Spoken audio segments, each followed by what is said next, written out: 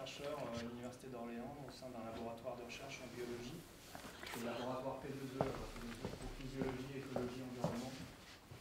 On a changé de nom en fait. Besoin du micro.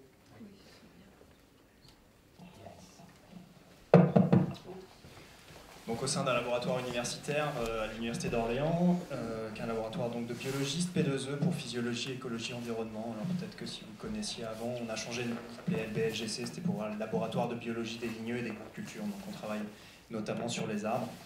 Je suis plutôt spécialisé en écophysiologie, je suis écophysiologiste, alors ça veut dire quoi? C'est un gros mot pour pas grand chose, ça veut dire que je m'intéresse à la réponse des organismes vivants aux variations de l'environnement. Et je suis plutôt spécialisé sur végétal et notamment sur les arbres, et notamment les arbres en réponse à la sécheresse, d'où le titre de la conférence de ce soir. Alors vu que je suis écophysiologiste, c'est une conférence qui n'a pas vocation à être exhaustive, il y a certains aspects qui ne seront pas forcément traités. C'est surtout une conférence axée sur la physiologie, la réponse des arbres, et puis l'objectif c'est de donner un petit peu à réfléchir également par rapport à ce que vous avez pu voir ou ce qu'on voit actuellement, notamment depuis la fin des années 2010. Donc c'est un problème... ça passe pas du coup.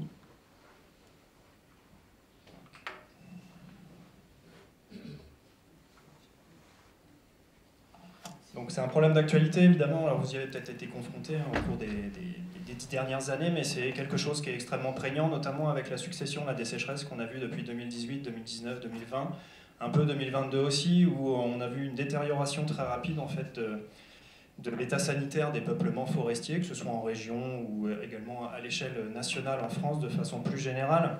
Et ça a été très largement relayé dans la presse locale, dans les dépêches, on voit ici, dans les différentes dépêches, que ce soit sur Le Monde, France Info, Le Parisien, etc., qui titrent tous avec des titres un peu alarmistes que les sécheresses en fait sont à l'agonie, que les arbres sont en train de mourir, notamment on le voit en forêt de Vierzon. Donc c'est un problème d'actualité, mais on aurait tort de croire qu'en fait c'est un problème juste local ou très centré France. En fait c'est un problème qui est beaucoup plus généralisé. On le voit ici en fait sur, vous avez une map monde qui représente en fait l'ensemble des dépérissements massifs qui ont été répertoriés à l'échelle du globe. Donc chaque petit point c'est un dépérissement sur des massifs forestiers très différents, dans des biomes, donc des ensembles biogéographiques qui sont très différents. Mais l'ensemble des petits points qui sont répartis sur l'ensemble du globe, ça montre que c'est un phénomène qui est beaucoup plus global, généralisé. Et quand on regarde un petit peu, on se rend compte que ça touche ce qu'on appelle l'ensemble des biomes, c'est-à-dire l'ensemble des grandes régions biogéographiques, c'est-à-dire que ce n'est pas simplement les forêts, par exemple, méditerranéennes qui sont touchées, c'est l'ensemble des forêts, notamment les forêts boréales également, ou les forêts tropicales, équatoriennes, etc. Donc c'est un problème d'actualité, un problème qui est très global, qui suscite de l'intérêt, notamment depuis la fin des années 90 dans la communauté scientifique, avec la prise vraiment globale du problème de changement climatique et plutôt de changement global. Donc vous allez représenter ici en fait le nombre de publications qui sont en lien avec justement les problèmes de sécheresse ou de déficit hydrique, avec forêt, mortalité, etc., les mots-clés. Et ce qu'on voit, c'est qu'il y a une explosion, qui est une augmentation exponentielle du nombre de recherches, de papiers scientifiques qui sont publiés chaque année. Donc actuellement, on est là. Ça augmente tous les ans. Et puis surtout, c'est un problème qui nous concerne tous, sans être alarmiste, juste pour replacer un petit peu tout ça au centre. Et puis ce qui nous attend, c'est que les forêts sont centrales pour le fonctionnement des écosystèmes terrestres. Elles fournissent un nombre important de ce qu'on appelle des services qui sont écosystémiques. Donc les forêts participent à l'entretien du fonctionnement des écosystèmes terrestres, mais elles fournissent également des services en termes culturels, en termes également de régulation via les effets filtres pour la qualité de l'eau, la régulation également du microclimat local, et puis surtout également les forêts sont source d'approvisionnement, que ce soit en termes d'énergie, pour le bois qu'on utilise pour la cheminée, ou que ce soit également en termes de matériaux. Et donc évidemment, à partir du moment où le fonctionnement des écosystèmes forestiers est impacté, ça impacte également derrière l'ensemble des services écosystémiques qui sont fournis. Donc je vais commencer une petite partie, on va faire un petit pas de côté sur la notion de sécheresse, puisque dans le titre c'est les arbres face à la sécheresse, mais en fait j'ai mis sécheresse avec un S pour montrer que finalement c'est des notions qui nous concernent tous, c'est des notions dont on entend tous parler, auxquelles vous êtes tous confrontés. Ce qui est drôle, c'est que quand on fait le test un petit peu, qu'on demande aux gens, et puis quand je demande également aux étudiants de donner une définition de la sécheresse, en réalité il n'y a pas de définition. Il n'y a pas de définition unique. Tout simplement parce qu'en réalité, derrière un concept que tout le monde s'approprie et qui est relativement simple, c'est quelque chose qui est beaucoup plus complexe que ça. Alors il y a plusieurs raisons à ça. La première raison, c'est que les sécheresses, en fait, parce que c'est les sécheresses, ça dépend des échelles à laquelle on travaille, ça coupe des processus qui sont relativement complexes à des échelles variables, que ce soit donc des processus atmosphériques, hydrologiques ou biogéophysiques. Et puis surtout, ce qui est rigolo, c'est que généralement, quand on demande de donner une définition précise, les gens ne vont pas donner une définition de ce qu'est réellement la sécheresse, mais plutôt vont définir la sécheresse au travers du prisme biologique, c'est-à-dire de son effet que la sécheresse peut avoir sur le fonctionnement des organismes. Donc évidemment, quand on parle de sécheresse, on parle de problèmes d'approvisionnement en eau. Et donc globalement, on définit 3 grands types de sécheresse en fonction de l'échelle à laquelle on travaille. Il y a ce qu'on appelle la sécheresse atmosphérique, qui est liée donc à la demande évaporative, ou pour faire simple, la disponibilité en eau qu'il y a dans l'atmosphère. Donc moins il y a d'eau ou de vapeur d'eau dans l'atmosphère, plus la sécheresse atmosphérique sera importante. Il y a la sécheresse édaphique, donc en lien avec la quantité d'eau qui est disponible dans le sol, mais qui est directement disponible pour la végétation et le fonctionnement de la végétation, donc en lien avec ce qu'on appelle la réserve utile, je vais revenir juste un peu après. Puis il y a la sécheresse hydrologique à une échelle beaucoup plus large, à l'échelle des bassins versants, où on s'intéresse au niveau des cours d'eau, au niveau des nappes phréatiques, etc., mais qui n'est pas directement en lien avec la physiologie de la végétation, en tout cas pas directement, ce qui fait que généralement, dans notre métier, on travaille avant tout sur les aspects de sécheresse atmosphérique et de sécheresse édaphique, sachant que les deux peuvent être reliés, c'est-à-dire que très souvent, pendant les périodes estivales où on a des périodes de sécheresse, ça peut se combiner également avec des périodes de canicule qui vont renforcer les effets de la sécheresse édaphique. Et donc dans tous les cas, c'est lié à des anomalies soit de précipitation, soit des anomalies de température, et qui, in fine, vont avoir des impacts sur le fonctionnement des écosystèmes, et donc de tous les services qui sont associés au fonctionnement des écosystèmes. Alors dans tous les cas, on vient à la base, quand on travaille sur la sécheresse c'est un problème de disponibilité en eau. Quand on travaille sur les plantes et donc sur les arbres, avant tout quand on travaille sur la sécheresse, il s'agit de quantifier cette disponibilité en eau. Et donc on travaille généralement au travers de 2 approches qui sont à la fois complémentaires mais un petit peu différentes. Il y a ce qu'on appelle l'approche stock, qui est plutôt l'approche agronomique généralement, où quand on fait ce qu'on appelle des bilans hydriques, donc on va avant tout vouloir quantifier la quantité d'eau disponible qui est présente à un instant T dans le réservoir, en l'occurrence qui est présente dans le sol. D'où cette notion de réserve utile. La réserve utile, c'est vraiment le réservoir, la quantité d'eau qui est disponible pour le fonctionnement de la végétation, donc pour le fonctionnement de la plante. Et puis d'un autre côté, en écophysiologie, on travaille également avec une autre approche qui est plus une approche physique, ce qu'on appelle l'approche tensiométrique, où on ne va pas directement mesurer la quantité d'eau disponible, mais on va plutôt quantifier l'état de liaison de l'eau. Donc on travaille beaucoup avec des unités de pression, en écophysiologie notamment. Et donc ça vise à quantifier ce qu'on appelle le potentiel matriciel, on appelle ça le potentiel hydrique également du sol. Les deux sont liés, mais par contre les deux sont pas liés de façon triviale, et en fonction de ce sur quoi on va être amené à travailler, on va pouvoir soit utiliser l'approche stock, soit l'approche tensiométrique. Je ne rentrerai pas plus dans le détail, mais in fine, l'objectif est de toute façon de quantifier la quantité d'eau qui est disponible à un instant T pour la relier à ses effets sur le fonctionnement des organismes. Et donc de façon très simple, et je vais le réutiliser par la suite, on le reverra apparaître tout à l'heure, ce petit schéma qui est très simple mais qui a la vertu de bien montrer en gros quels sont les effets de la sécheresse et pourquoi c'est pas si facile que ça quand on travaille sur les effets de la sécheresse sur les organismes. C'est que les effets sur les organismes, elle est fonction de 2 paramètres essentiels qui sont l'intensité de la sécheresse, qui peut être de faible à forte pour faire simple, et puis la durée de la sécheresse également, qui peut être de courte à longue. Et en fonction de où on se situe dans ce continuum, dans cette intégration ici, en fait on va pouvoir avoir des effets qui se traduisent en termes de réduction ou de diminution de la croissance, ou si on rentre dans des périodes de sécheresse qui sont soit plus longues, soit plus intenses, ou les deux, on va davantage travailler sur des caractères qui sont en lien plutôt qu'avec la croissance, qui sont plutôt en lien avec l'amélioration des chances de survie, et donc ce n'est pas du tout les mêmes caractères sous-jacents sur lesquels on va être amené à travailler. Et puis évidemment, il y a des limites physiologiques qui sont propres à chacune des espèces, qui, si on les dépasse, au-delà, ça va conduire à la mort de l'individu, ou la mort des populations, si on raisonne à une échelle un petit peu plus large. Tout ça pour dire quoi? Pour dire qu'en fait, il existe une infinité de trajectoires possibles qui peuvent toutes générer autant de réponses très distinctes et qui font appel à des déterminants physiologiques qui sont multiples et qui sont très complexes, qui sont généralement en lien soit avec le maintien de la croissance, quand on travaille dans des limites physiologiques et on va dire dans des contextes plutôt agronomiques, ou alors en lien avec l'amélioration des chances de survie quand on travaille dans des contextes de sécheresse qui sont beaucoup plus stringents, beaucoup plus sévères et qui peuvent menacer la survie des individus ou des populations.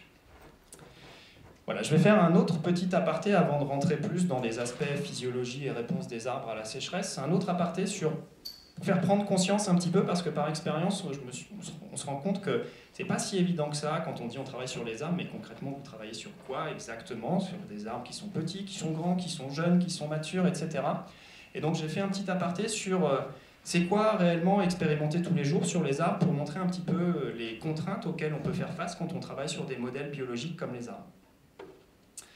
La première chose dont il faut avoir conscience, c'est que les arbres sont des organismes qui sont pérennes, c'est-à-dire qui vont persister dans le temps, qui sont longévifs, donc avec des cycles de développement qui sont extrêmement longs, une croissance qui est relativement lente, qui est continue mais relativement lente, et puis également qui présente une maturité sexuelle tardive. Alors c'est variable en fonction des espèces. Chez des espèces comme le peuplier, ça peut être très précoce, au bout de quelques années, 3-4 ans, on peut déjà avoir la maturité sexuelle. Chez d'autres espèces, ça peut être beaucoup plus tardif.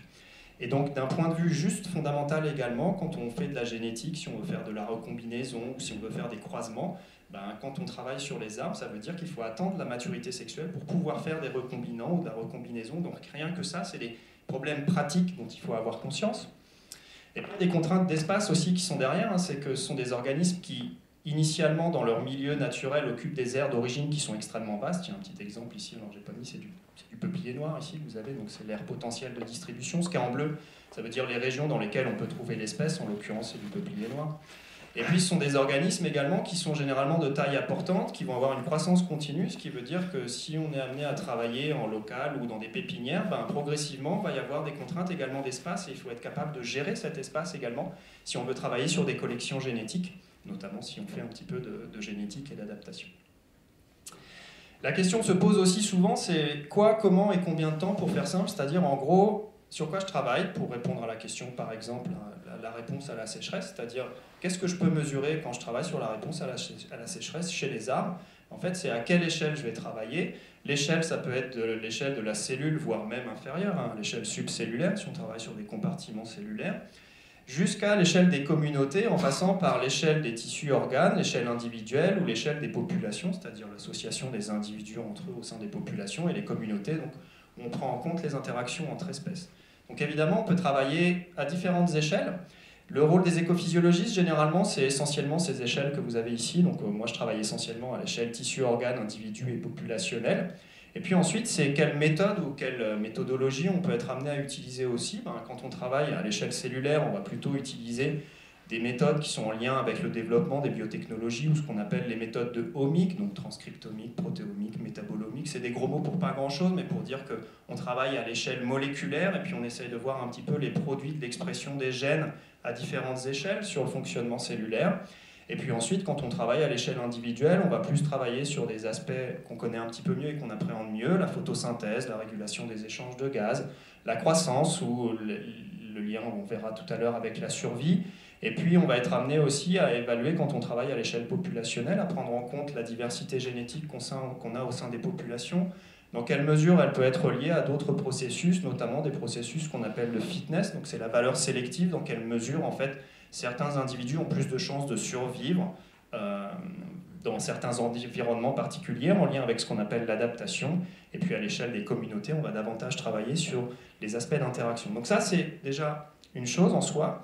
Et puis par-dessus ça, se rajoute une autre échelle qui vient complexifier l'affaire, c'est qu'on peut travailler sur des processus qui sont virtuellement à l'échelle de la seconde, voire même moins, c'est-à-dire des processus qui sont quasiment instantanés en fonction de comment on échantillonne, sur des processus qui ensuite peuvent être intégrés sur des pas de temps beaucoup plus longs, que ce soit des jours, semaines, le mois, les années ou des décennies, sachant qu'on travaille sur des organismes qui sont pérennes, qui persistent d'une année sur l'autre au cours des saisons et qui sont longévifs, qui ont des cycles de végétation qui peuvent atteindre plusieurs centaines d'années. La question qui vient ensuite, c'est où et sur quoi, et ça souvent c'est quelque chose, je me suis rendu compte justement, qui n'était pas évident, et du coup ça permet de montrer un petit peu les différentes échelles, les différentes approches qu'on peut utiliser. C'est-à-dire qu'on peut travailler en serre, on peut travailler également ce qu'on appelle en pépinière, et puis on peut travailler en milieu entre guillemets naturel, pas vraiment milieu naturel, mais... Et donc, à chaque niveau ou à chaque échelle, il y a du plus et il y a du moins, c'est-à-dire qu'il y a des avantages et des inconvénients, il y a des choses qu'on peut faire à certaines échelles, mais qu'on ne peut pas aborder à d'autres échelles et inversement. Par exemple, si on travaille en serre, en fait, on est capable de contrôler les conditions de croissance, ce qui veut donc dire que c'est des milieux qui sont très utiles quand on veut vraiment faire de la physiologie, on veut s'intéresser à des réponses particulières, notamment si on veut creuser les aspects cellulaires ou subcellulaires, etc. La contrepartie, c'est que généralement en serbe, on est limité en termes d'espace et puis on est limité en termes de temps, ce qui fait qu'on travaille sur du matériel biologique qui est la plupart du temps juvénile, donc des arbres qui sont relativement jeunes, où des fois on a du mal à extrapoler sur ce qui peut se passer à des âges qui sont un petit peu plus importants. Et donc généralement, c'est des travaux qui sont conduits avec une échéance à court terme. A l'inverse, quand on travaille en milieu naturel, les conditions de croissance, pour le coup, elles sont non contrôlées, c'est l'environnement, c'est les variations de l'environnement dans lequel on échantillonne. Le matériel biologique, par contre, on est beaucoup moins contraint, ça dépend de la question, mais on peut très bien travailler sur du matériel juvénile si on s'intéresse à la régénération, ou on peut très bien travailler sur du matériel adulte si on commence à travailler sur des populations et des individus qui sont installés. L'échéance ici, pareil, elle est variable. Elle est surtout modulable, c'est soit du court, du moyen ou du long terme en fonction de la question qui est posée. Et puis il y a l'entre-deux, c'est-à-dire qu'on fait pas mal de travaux également en pépinière sur ce qu'on appelle des collections génétiques, c'est-à-dire des individus qui ont été collectés sur l'ensemble du territoire au sens large, et qui sont rassemblés dans un même environnement, à l'extérieur, mais dans un milieu semi-contrôlé, on va dire, ce qu'on appelle des jardins communs, on appelle ça également. Sur du matériel biologique qui peut être à la fois juvénile mais également semi-adulte, et dans ce cas-là, on travaille avec des échéances qui sont des échéances plutôt à court ou moyen terme, un petit peu moins long terme que ce que l'on peut avoir en milieu naturel. Et puis la dernière question, c'est la question du combien. Alors c'est pareil, c'est des questions relativement simples, mais c'est fait exprès pour bien se rendre compte un petit peu. C'est que c'est pas vrai que les travaux sur lesquels on conduit sur les arbres, c'est vrai pour n'importe quoi en biologie, mais une bonne estimation des caractères ou des processus quand on travaille sur une question précise, ça nécessite des répétitions pour chaque unité génétique au sens large, ça peut être des clones, ça peut être ce qu'on appelle des provenances également quand on travaille sur les arbres, ou des populations. Mais quoi qu'il arrive, si on veut une bonne estimation de ces caractères ou de ces processus, c'est-à-dire des mesures qui tiennent la route, ça suppose qu'il faut disposer de répétitions pour pouvoir faire plusieurs mesures. On ne mesure pas qu'une fois un individu, mais on va mesurer plusieurs fois le même individu ou des individus de la même provenance, de la même unité génétique, pour obtenir une moyenne qui soit représentative et qui soit correcte.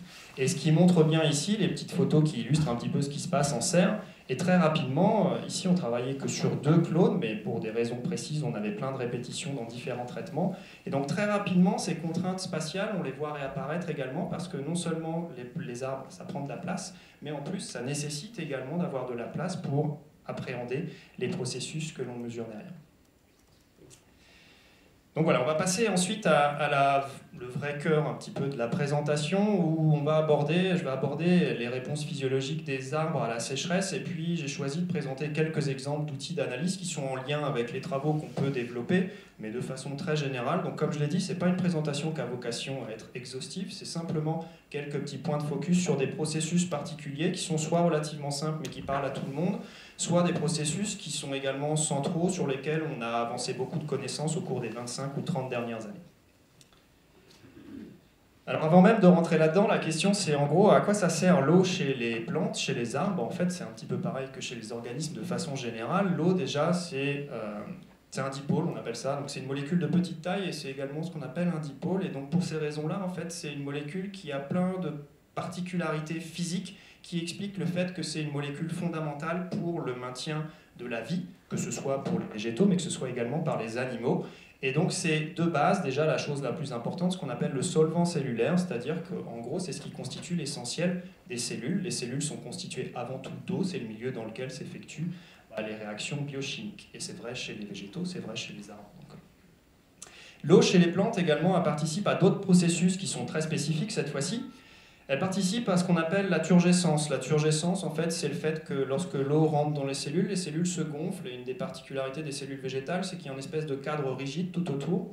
Et donc, ça va augmenter les contraintes mécaniques. Et c'est ce qui va expliquer, notamment chez les plantes herbacées, chez les arbres un petit peu moins parce qu'il y a d'autres tissus qui y contribuent, mais notamment chez les herbacées, c'est ce qui va expliquer que quand il y a de l'eau, la plante se tient droite. On appelle ça le maintien du port érigé, le port droit. C'est lié à la turgescence, c'est-à-dire le fait que l'eau, lorsqu'elle rentre dans les cellules se gonflent et grâce à cette espèce de cadre rigide, ça permet de maintenir la stature des plantes. L'eau participe à la photosynthèse, on reparlera de photosynthèse un petit peu tout à l'heure, mais elle est directement dans l'équation bilan, je ne sais pas si vous avez déjà entendu parler de ça, mais bref, l'eau est fondamentale pour la photosynthèse. Elle participe également au mouvement de certaines cellules ou certains organes spécialisés, notamment ces espèces de petits trous qu'on retrouve ici, ce qu'on appelle des stomates. J'en reparlerai tout à l'heure aussi, c'est ce qu'on retrouve notamment à la surface des feuilles. Et c'est des orifices qui sont fondamentaux, c'est là où s'effectue la régulation de tous les échanges de gaz chez les plantes, notamment chez les arbres. Et l'ouverture ou la fermeture, elle est réglée par l'entrée ou la sortie d'eau dans ces cellules. L'eau participe également à la dissipation de chaleur. C'est comme chez nous, hein, les plantes elles transpirent, les arbres transpirent, notamment au niveau des feuilles. Et cette transpiration, elle permet de tamponner la température de surface. Et donc elle permet de maintenir des températures qui sont compatibles avec la vie en surface. Et puis enfin, l'eau, ça sert de véhicule également. C'est le constituant principal des sèves. Il y a deux sèves chez les plantes. La sève brute, qui contient l'eau et les éléments minéraux du sol, qui monte, pour faire simple, vers le haut. Et puis il y a la sève élaborée qui circule dans les deux sens, qui contient l'eau plus les sucres qui sont produits par photosynthèse. Je parlerai notamment de la sève brute tout à l'heure un petit peu. Donc voilà, l'eau, ben, c'est fondamental, on a tendance à l'oublier, mais chez les plantes, ça participe à tout un tas de choses. Alors ensuite, je vais présenter trois grandes étapes dans la réponse des plantes à la sécheresse en fonction en fait, d'une espèce de chronologie type, c'est-à-dire qu'ici, vous avez une chronologie qui est représentée. Donc à gauche, ça veut dire que on est en début de sécheresse. Quand c'est bleu, ça veut dire que globalement tout va bien, il y a suffisamment d'eau. Puis plus on va vers la droite, plus ça veut dire que la sécheresse augmente soit en termes de durée, soit en termes d'intensité. Ça veut dire qu'il y a de moins en moins d'eau et ça va avoir des conséquences sur certains processus. Il y a un continuum de réponse qui est infini entre ça fait du sens par rapport à ce que j'ai présenté tout à l'heure aussi, parce qu'il y a une infinité de sécheresses possibles.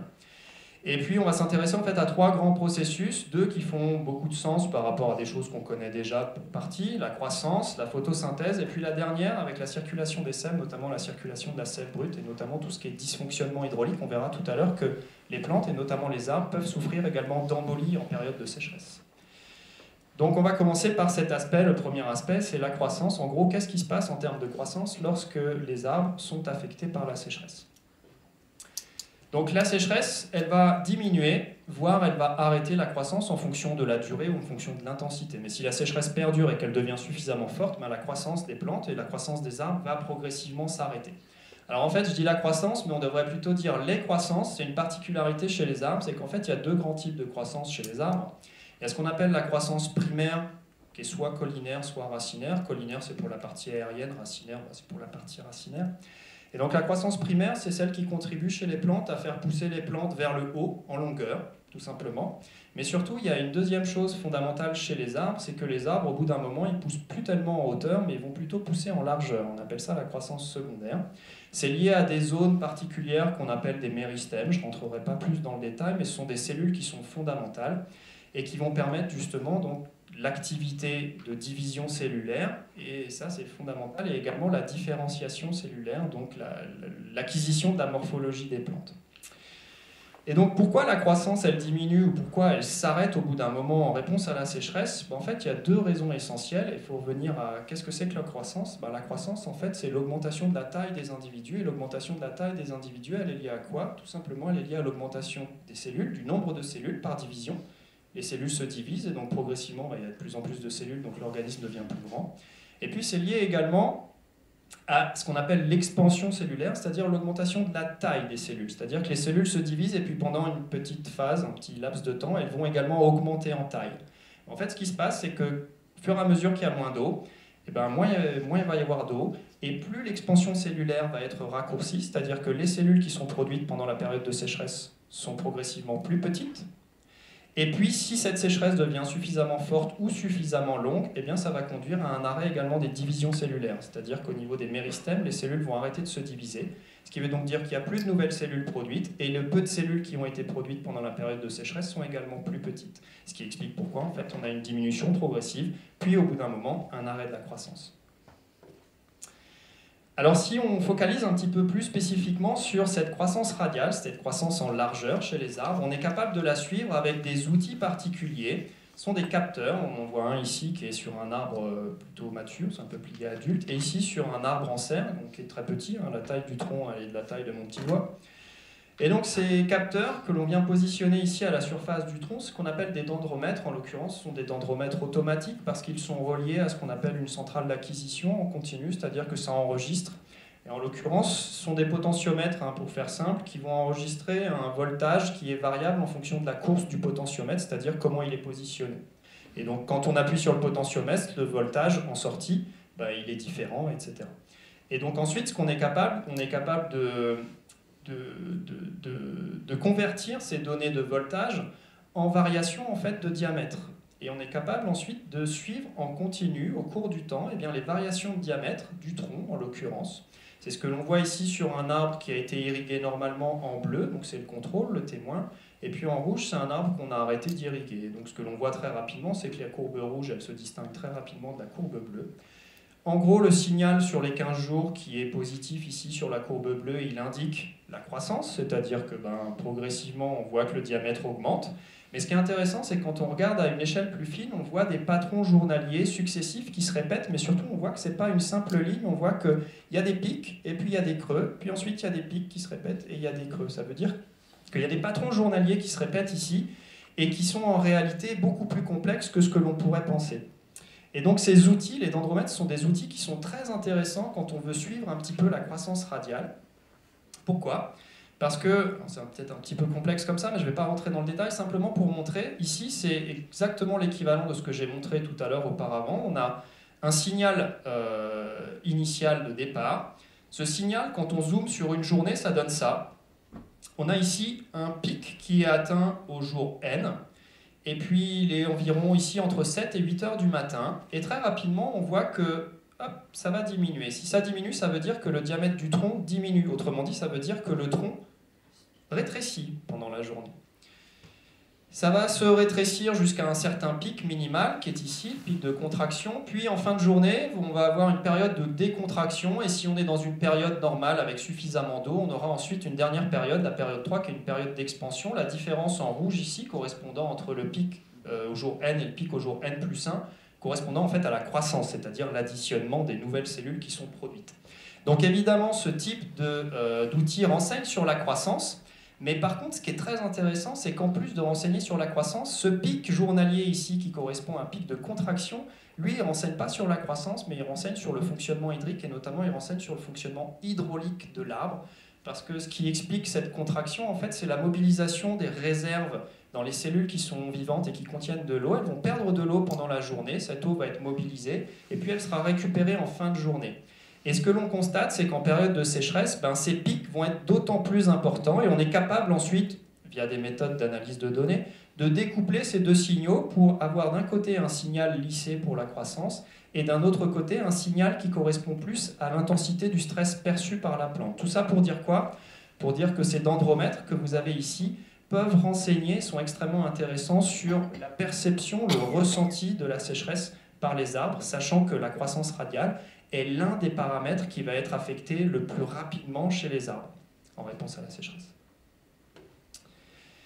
Deuxième outil qu'on utilise également, en fonction des questions qui sont posées, mais qu'on peut être amené à utiliser, c'est quelque chose que tout le monde connaît, c'est le bois. Mais le bois, on peut l'utiliser, on peut le voir comme un outil en recherche, comme un outil d'analyse rétrospective, c'est-à-dire qu'on va utiliser le bois pour lire indirectement la réponse des arbres, la réponse de l'individu au travers des cernes, pour lire la réponse de l'individu au climat. Alors les variations de l'environnement, elles sont enregistrées dans les cernes et elles peuvent être lues de façon relativement simple, de façon quantitative. C'est ce que beaucoup de gens ont probablement déjà fait, vous avez probablement déjà fait l'expérience. Et on fait ça également avec les enfants, c'est que quand il y a des arbres qui ont été coupés, on peut venir regarder et compter les cernes. Et quand on compte les cernes, en l'occurrence chez nous où les saisons elles sont alternées et marquées, un cerne globalement ça correspond à une unité de croissance, c'est-à-dire une unité annuelle. Et donc le nombre de cernes renseigne globalement sur l'âge de l'individu. Mais surtout, ce qui est intéressant aussi, c'est que quand on regarde un petit peu la taille des cernes, la largeur des cernes, si on commence un petit peu à mesurer ça, on est capable également de relier la largeur des cernes à l'environnement, parce que évidemment, plus l'environnement local aura été favorable à la croissance, plus la largeur des cernes, en théorie, sera également importante, et inversement. Donc on peut indirectement lire les effets de l'environnement au travers du bois, ce qu'on appelle la dendrochronologie, donc ici, soit de façon quantitative. On peut également, là ça devient un tout petit peu plus compliqué, mais on peut également lire ça, mais non pas de façon quantitative, mais de façon qualitative. C'est-à-dire qu'au lieu de s'intéresser à la largeur des cernes, on va commencer à s'intéresser plutôt à la composition des cernes, notamment la composition biochimique. J'y reviendrai un tout petit peu tout à l'heure. On peut également s'intéresser aux propriétés mécaniques, c'est-à-dire la densité. On est capable de faire ce qu'on appelle des profils microdensitométriques, c'est-à-dire qui montrent la densité du bois le long d'un profil, donc le long d'un cerne ou le long de plusieurs cernes. Et puis on est capable également de mesurer les propriétés anatomiques, donc là si on rentre un petit peu dans le détail et qu'on regarde les propriétés morphométriques des cellules qu'il compose. Donc tout ça pour dire simplement que le bois c'est un outil formidable également pour tout ce qui est analyse rétrospective, que ce soit de façon quantitative ou de façon qualitative. Le deuxième aspect sur lequel ensuite je vais basculer, c'est l'aspect photosynthèse. C'est un deuxième aspect qui évoque quelque chose pour tout le monde, la photosynthèse, c'est une caractéristique des plantes, en tout cas pour l'essentiel des plantes. Et donc ce qui va se passer, c'est qu'en conditions de sécheresse, la sécheresse va diminuer également, voire arrêter la photosynthèse, donc ce qu'on appelle les échanges de gaz foliaires. Alors pour revenir un petit peu à la base, donc ici vous avez les feuilles, et puis ça montre un grossissement de ce que l'on peut voir sur une feuille, notamment sur la face inférieure, généralement chez les arbres pour l'essentiel. Donc si on grossit et qu'on regarde suffisamment avec un microscope, on va voir des petits orifices à la surface des feuilles, pas que, mais essentiellement à la surface des feuilles. Ces petits orifices, ils sont là, ce qu'on appelle les stomates. Ces stomates, c'est la principale vanne de régulation de l'état hydrique chez les plantes et donc chez les arbres, c'est-à-dire que les stomates, en fonction qu'ils sont ouverts ou qu'ils sont fermés, c'est eux qui vont réguler les échanges de gaz avec l'atmosphère. Et par échange de gaz, on entend quoi? Pour l'essentiel, c'est l'entrée du CO2 qui est contenu dans l'atmosphère. Le CO2, c'est ça qui est utilisé ensuite pour la photosynthèse, pour produire les molécules organiques. Donc pour produire les molécules organiques par photosynthèse, il faut que le CO2 y rentre à l'intérieur de la feuille au travers des stomates. La contrepartie, c'est que quand les stomates sont ouverts pour laisser passer le CO2 à l'intérieur, ça va laisser passer à l'extérieur de la vapeur d'eau, donc de l'eau, mais sous forme de vapeur, donc sous forme de gaz. Et c'est ça qui génère ce qu'on appelle la transpiration. Donc c'est un mal pour un bien, et c'est toute l'histoire évolutive des plantes et notamment des arbres, c'est-à-dire qu'en permanence, les plantes et les arbres doivent ajuster, optimiser les échanges de gaz pour maximiser d'un côté la photosynthèse et la fixation de carbone, tout en limitant les pertes en eau d'un autre côté par transpiration. Et donc si on regarde un petit peu ce qui se passe, c'est les résultats ici d'une expérience sur peuplier, peu importe, mais on est capable de mesurer avec des appareils particuliers soit la fonction assimilation ici, c'est-à-dire la fixation du carbone, donc indirectement liée à la croissance, soit la fonction transpiration ici, donc la perte en eau à l'échelle foliaire. Et donc ici, sur l'axe des X, on voit les jours après initiation de la sécheresse. À 0, on a arrêté d'arroser tout simplement les plants. Ce que l'on constate, c'est que très rapidement, ici en l'occurrence, en même pas 10 jours, on a un arrêt complet et très rapide, à la fois de la fonction transpiration et de la fonction assimilation. C'est lié à quoi? C'est lié au fait que les stomates, très rapidement, lorsqu'il y a un manque d'eau, les stomates vont se fermer pour limiter les pertes en eau. La conséquence, la contrepartie, c'est que ça limite également l'entrée de CO2, donc ça limite la photosynthèse. Alors ça, c'est un tout petit peu plus compliqué, juste pour montrer un petit peu, et si on fait du sens par rapport à ce que j'ai montré avant. Donc tout à l'heure, je parlais de croissance, donc on peut mesurer la croissance, notamment la croissance radiale, avec ces fameux dendromètres qui sont ici. Et puis en même temps, on est capable également de mesurer, avec d'autres outils, de mesurer la photosynthèse, notamment la fixation de carbone, donc l'assimilation de CO2. Ça montre donc ici la dynamique des deux processus. En haut, c'est la croissance. En bas, c'est la photosynthèse au cours de la sécheresse, c'est-à-dire que quand on part de 0 jusqu'à 50, 0, tout va bien, on arrête d'arroser. Quand on arrive à 50, ça fait longtemps déjà qu'il n'y a plus d'eau pour la plante. Et ça, on l'a fait ici sur ce qu'on appelle deux génotypes. Alors peu importe, c'est deux individus, on va dire, pour faire simple, de peupliers, qui sont très différents. En bleu, à gauche, c'est un individu, un peuplier, on va dire, qui est connu pour être moins productif, mais indirectement plus tolérant à la sécheresse. Et puis d'un autre côté, ici, c'est un autre génotype qui est très différent. Lui, il est connu pour être plus productif, mais également est connu pour être plus sensible à la sécheresse. Et ce qui est rigolo, ce qui est marrant ou intéressant, c'est que quand on compare un petit peu la dynamique des deux processus, que ce soit d'un côté la croissance et d'un autre côté la fixation de carbone, les deux sont liés parce que la fixation de carbone, c'est elle qui alimente la croissance. Et bien chez le génotype 1, qui est intrinsèquement moins productif mais plus tolérant, on voit que l'arrêt de la croissance est relativement tardif. Il est plus tardif que chez le génotype 2, qui est, lui, plus sensible. On voit que ça s'arrête au jour 19. Et la photosynthèse, ce qui est rigolo, c'est qu'elle va s'arrêter également plus tardivement que chez l'autre génotype, mais elle va également s'arrêter plus tardivement que la croissance. C'est-à-dire que la croissance s'arrête, mais la photosynthèse persiste pendant un certain temps, au moins quelques jours. La conséquence de ça, ça veut dire qu'il n'y a plus de croissance. Par contre, il y a toujours la fixation de carbone, et le surplus, en fait, il va être stocké pour former des réserves. On appelle ça des réserves carbonées, notamment des sucres. Et donc ça conduit à ce qu'on appelle une marge carbonée qui est positive, parce qu'il y a un surplus qui est produit. Ce qui explique pour partie, d'un point de vue physio, le comportement qui était déjà connu, mais qui n'avait pas été caractérisé d'un point de vue physiologique, que Cet individu est moins productif, mais par contre, il est plus tolérant, tout simplement parce que il est capable de gérer un petit peu mieux les ressources. Alors que l'autre, il est intrinsèquement plus productif, il s'arrête très rapidement de croître, il va également arrêter très rapidement la photosynthèse en même temps, ce qui fait que même s'il est plus productif, par contre, il est beaucoup plus sensible, il s'arrête plus tôt et il a une marge de fonctionnement qui est quasi inexistante par rapport à l'autre. Tout ça pour dire quoi ? Pour dire qu'à partir de processus en apparence relativement simples, évidemment c'est un peu plus compliqué, mais surtout quand on commence à regarder également la dynamique et le synchronisme ou l'asynchronisme entre ces processus, ça permet d'illustrer et de bien comprendre également la diversité qu'on peut avoir à l'échelle intraspécifique, parce qu'ici c'est du peuplier, c'est-à-dire que c'est comme si on compare une personne avec une autre, mais en fait les arbres c'est la même chose, ils sont tous très différents. Alors on peut également utiliser d'autres outils, et on utilise notamment en écophysiologie également un petit peu de physique, on utilise les isotopes stables. On n'est pas du tout physicien, mais on utilise notamment les isotopes stables du carbone et de l'oxygène, donc c'est les deux éléments sur lesquels on travaille pour l'essentiel. Et on va les utiliser également comme traceurs de la physiologie foliaire, c'est-à-dire qu'au lieu, si je reviens un petit peu en arrière, au lieu de passer du temps à mesurer de façon journalière les échanges de gaz avec un appareil, en fait on va être capable d'approximer le fonctionnement foliaire, mais de façon rétrospective en utilisant un autre outil, en l'occurrence c'est l'outil isotopique. Donc on va utiliser ce qu'on appelle des isotopes stables. Alors déjà c'est quoi un isotope ? Un isotope, pour faire simple, c'est une version d'un atome, d'un même élément chimique, mais qui en diffère pour le nombre de neutrons. Donc ils ont le même nombre de protons et un nombre de neutrons différents. Donc ça reste du carbone ou ça reste de l'oxygène si on travaille sur l'un ou sur l'autre. Et pourquoi on parle d'isotopes stables ? Contrairement aux isotopes radioactifs, les isotopes stables sont des isotopes qui ne sont pas radioactifs, autrement dit qui ont une durée de vie qui est extrêmement longue, contrairement aux isotopes radioactifs. Ces différents isotopes qu'on peut voir comme des versions un petit peu différentes, avec soit un encombrement stérique différent, ou alors des propriétés différentes également en termes d'enzymologie ou de réaction enzymatique, eh bien c'est ce qui va expliquer qu'on va avoir des concentrations en un ou une autre version d'un isotope différente qui vont pouvoir renseigner sur le fonctionnement foliaire.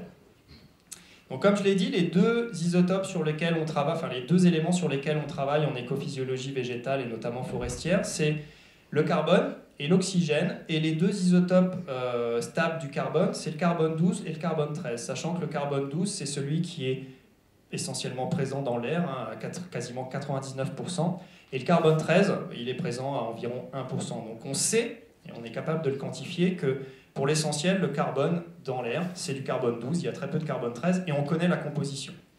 Pourquoi c'est intéressant ? Parce qu'ensuite, quand on mesure cette composition, on parle de composition isotopique, en l'occurrence ici en carbone, dans la matière organique des arbres, on se rend compte que ce ratio, ce n'est pas le même par rapport à celui qu'on observe dans l'air, et généralement, on a un appauvrissement relatif en carbone 13 dans la matière organique par rapport au ratio qu'on trouve dans l'air.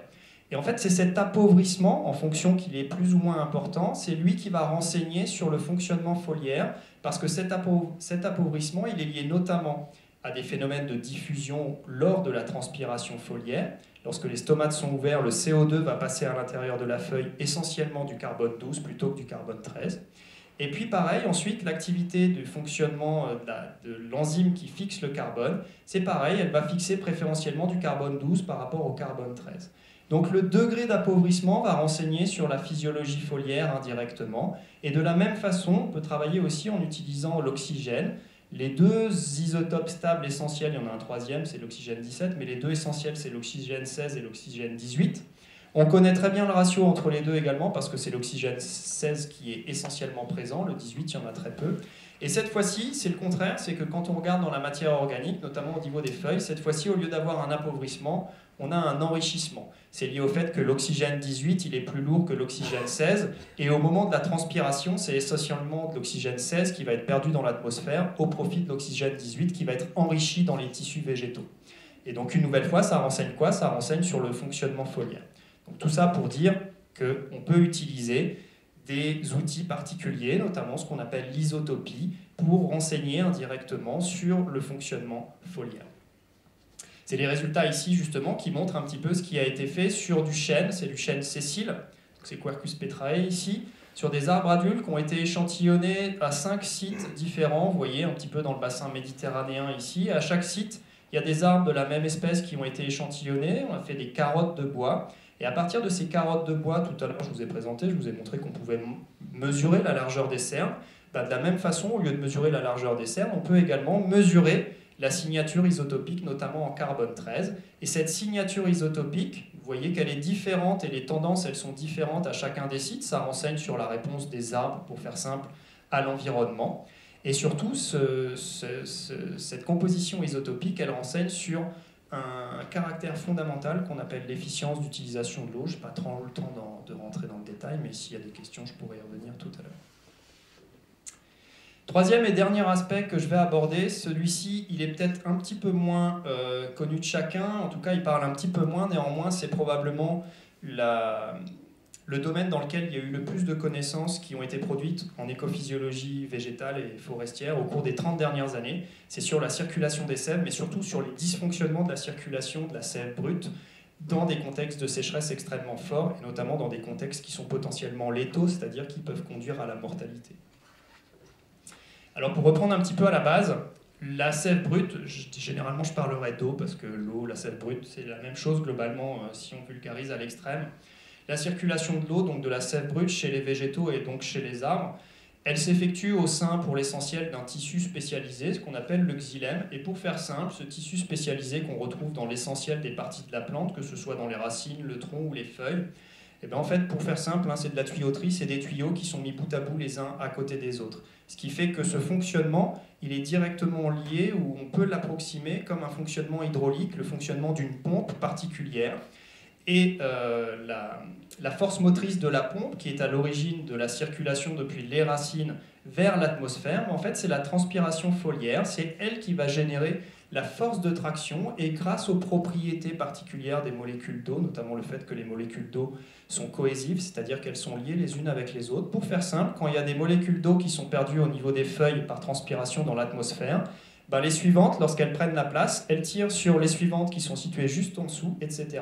Et c'est ça qui va générer les forces de traction depuis les feuilles et qui vont se répercuter dans l'ensemble de la plante jusqu'aux racines. Et c'est ça qui explique pourquoi la sève brute circule depuis les racines vers les feuilles. Alors que c'est un système qui est extrêmement efficace, qui est purement physique, purement passif, c'est-à-dire que c'est le soleil, et donc c'est l'irradiation qui génère la force de transpiration, donc qui génère la perte en eau et la circulation. Donc c'est quelque chose qui est extrêmement efficace, mais qui dans certains cas peut être challengé, c'est-à-dire que ça peut conduire à des risques, et notamment un risque, c'est le risque d'embolie. Et plus précisément, on va parler d'embolie estivale. Alors l'embolie, tout le monde voit à peu près ce que c'est, parce qu'en l'occurrence, on peut retrouver ça chez les animaux, si ce n'est que ce n'est pas la même chose, la conséquence est à peu près la même, mais ça reste une analogie. Ici, le problème, ce n'est pas un caillot de sang, évidemment, mais ce qui va se produire, c'est qu'on va avoir l'apparition de bulles d'air dans les éléments conducteurs, ces fameux tuyaux du xylème. Ici, on peut avoir, sous certaines conditions, et notamment pendant les périodes de sécheresse estivale, l'apparition de bulles d'air, et ces bulles d'air, une fois qu'elles remplissent les éléments conducteurs, eh bien en fait ça conduit à la désaturation des éléments conducteurs, autrement dit ça veut dire que les tuyaux ne sont plus fonctionnels, et c'est irrémédiable, c'est-à-dire qu'à partir du moment, sauf exception, mais c'est irrémédiable, à partir du moment où un élément conducteur est embolisé, il ne sera plus fonctionnel. Donc évidemment, on comprend bien qu'à partir du moment où ce problème d'embolie devient massif, si ça concerne énormément d'éléments conducteurs, très rapidement, ça veut dire que ça va mettre en péril la circulation de l'eau chez l'arbre, et donc ça peut conduire à mortalité. Le mécanisme, on l'a ici, je ne vais pas rentrer dans le détail, mais globalement, ce qui se passe, c'est que lorsque la sécheresse devient de plus en plus forte, en fait, ça va générer l'aspiration de bulles d'air au travers de zones qu'on appelle des ponctuations, qui sont des zones poreuses ici qui permettent normalement, en temps normal, la circulation de l'eau d'un élément à un autre élément conducteur, sauf que dans certaines conditions, on peut avoir l'apparition de bulles d'air, et ces bulles d'air vont être aspirées d'un élément à un autre élément, et puis ça fait un espèce d'effet boule de neige, un engrenage, un cercle vicieux, ce qui fait que très rapidement, si la sécheresse se prolonge, on va avoir un épisode d'embolie qui va devenir massif. Alors la question fondamentale à laquelle il y a eu une réponse au cours des 10 dernières années, c'était est-ce que ces dysfonctionnements hydrauliques, puisqu'on parle bien d'hydraulique, c'est de la circulation de l'eau dans des tuyaux, pour faire simple, donc est-ce que ces dysfonctionnements peuvent conduire à la mort des plantes, et en l'occurrence à la mort des arbres, puisque on a travaillé essentiellement sur les arbres? La réponse est oui. En théorie, enfin c'est pas en théorie, mais d'un point de vue pratique, en conditions contrôlées, on montre très clairement que les dysfonctionnements hydrauliques sont une cause directe de la mortalité des arbres. Ici, il y a une expérience qui a été faite sur le hêtre, Fagus sylvatica, c'est le hêtre ici, qui montre un petit peu l'évolution au cours d'un épisode de sécheresse, on arrête d'arroser, l'évolution de l'embolie en rouge, avec l'évolution de la mortalité des arbres. Donc on a tout simplement laissé mourir des arbres au cours du temps. Et puis à chaque fois, au cours de la dynamique de sécheresse, on a mesuré le pourcentage d'embolie et puis on a estimé également le pourcentage de mortalité en regardant les arbres qui étaient capables de repartir après sécheresse. Et donc ce que l'on constate, c'est qu'il y a une très bonne corrélation entre le degré de mortalité et puis le degré d'embolie. Et très rapidement, lorsque l'embolie devient significative, on a le taux de mortalité qui explose. Ça a été fait sur hêtre, on l'a fait sur peuplier, depuis ça a été fait sur plein d'autres espèces, et globalement ce qu'on constate, c'est que chez les angiospermes, le seuil létal associé au pourcentage d'embolie, il est situé entre 80 et 90%. C'est-à-dire que quand il y a 80 à 90% d'embolie de l'appareil vasculaire, globalement on dépasse le point de non-retour. Pourquoi? Parce qu'on verra peut-être très rapidement tout à l'heure, parce que ça conduit à un arrêt global de la circulation de l'eau chez la plante, et ça conduit à une déshydratation notamment de ces fameux méristèmes qui sont les centres névralgiques, entre guillemets, de la plante qui sont à l'origine de la croissance et du développement. S'il n'y a plus d'eau qui arrive, ça veut dire qu'il n'y a plus de division cellulaire, ça veut dire que ça conduit à la mort. Alors il y a eu beaucoup de travail également qui a été fait sur ces aspects-là pour essayer ensuite de comprendre les implications écologiques qui sont associées à ce processus d'embolie estivale. Et notamment, ça a passé par la caractérisation des espèces. Alors on ne voit pas du tout le nom des espèces, mais ça n'a pas pour objectif de montrer ça. Ce qu'on voit, c'est tout ça, à chaque fois, c'est une espèce différente. Et ce que vous avez ici, c'est le niveau de vulnérabilité à l'embolie estivale. En gros, plus c'est négatif, plus c'est résistant, moins c'est négatif, moins c'est résistant, autrement dit, plus c'est vulnérable. Et ce que l'on constate, ou en tout cas ce qu'on a constaté, c'est qu'au fur et à mesure qu'on a été capable un petit peu de mesurer tout ça, c'est qu'on a constaté un spectre de variation entre espèces qui est gigantesque. Ça va de moins 1 jusqu'à moins 11 mégapascales, mais en fait le record maintenant il est à moins 17 mégapascales. Moins 17 mégapascales, c'est moins 170 bars, donc c'est des pressions, en fait, c'est pas des pressions, c'est des tensions parce que c'est des pressions négatives. C'est quelque chose qui est extrêmement important et beaucoup plus important que ce à quoi on peut être confronté dans la vie de tous les jours.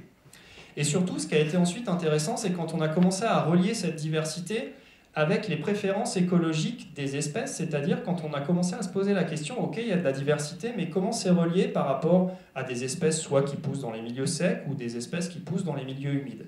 Et ce que l'on constate, c'est que ce soit chez les arbres ou les arbustes, il y a une très belle corrélation entre les deux. Évidemment, ça paraît simpliste, mais encore fallait-il le montrer, c'est que les arbres qui vivent dans les milieux les plus secs sont les arbres qui sont les moins vulnérables à l'embolie estivale, et au contraire, ceux qui vivent dans les milieux humides sont les arbres qui sont les plus vulnérables à l'embolie estivale. Tout ça pour dire quoi? De façon simple, c'est que donc la tolérance à l'embolie estivale, c'est globalement un bon indicateur. Il n'y a pas que ça, mais c'est globalement un bon indicateur du niveau de tolérance globale d'une espèce à la sécheresse. Donc ça renseigne énormément déjà sur le comportement général. Pour vous montrer que ça a eu pas mal de répercussions sur la communauté, que ce soit scientifique mais également grand public, et bien en fait tout ça, ça fait suite ensuite à ce qu'on appelle une méta-analyse, c'est-à-dire que c'est une étude scientifique qui a compilé les résultats de plein d'autres études scientifiques qui avaient été menées de façon indépendante. Elles ont toutes été mises ensemble et l'objectif de ces méta-analyses, c'est d'arriver avec une vision beaucoup plus générale de ce qui peut se passer par rapport à des études qui sont très spécifiques dans un milieu donné, sur une espèce donnée. Ça permet ensuite d'augmenter le jeu de données et d'avoir des visions beaucoup plus globales. Et donc le résultat de cette méta-analyse, on va le voir juste après, mais il avait été repris dans le journal Le Monde. Alors maintenant ça date, ça fait plus d'une dizaine d'années, mais c'était intéressant parce que ça mettait le focus un petit peu sur ces problèmes et ces aspects-là. Et ça montrait, globalement, ça titrait que les 2/3 des arbres dans le monde étaient menacés de dépérissement, autrement dit, ils étaient menacés de mort en raison des problèmes de sécheresse.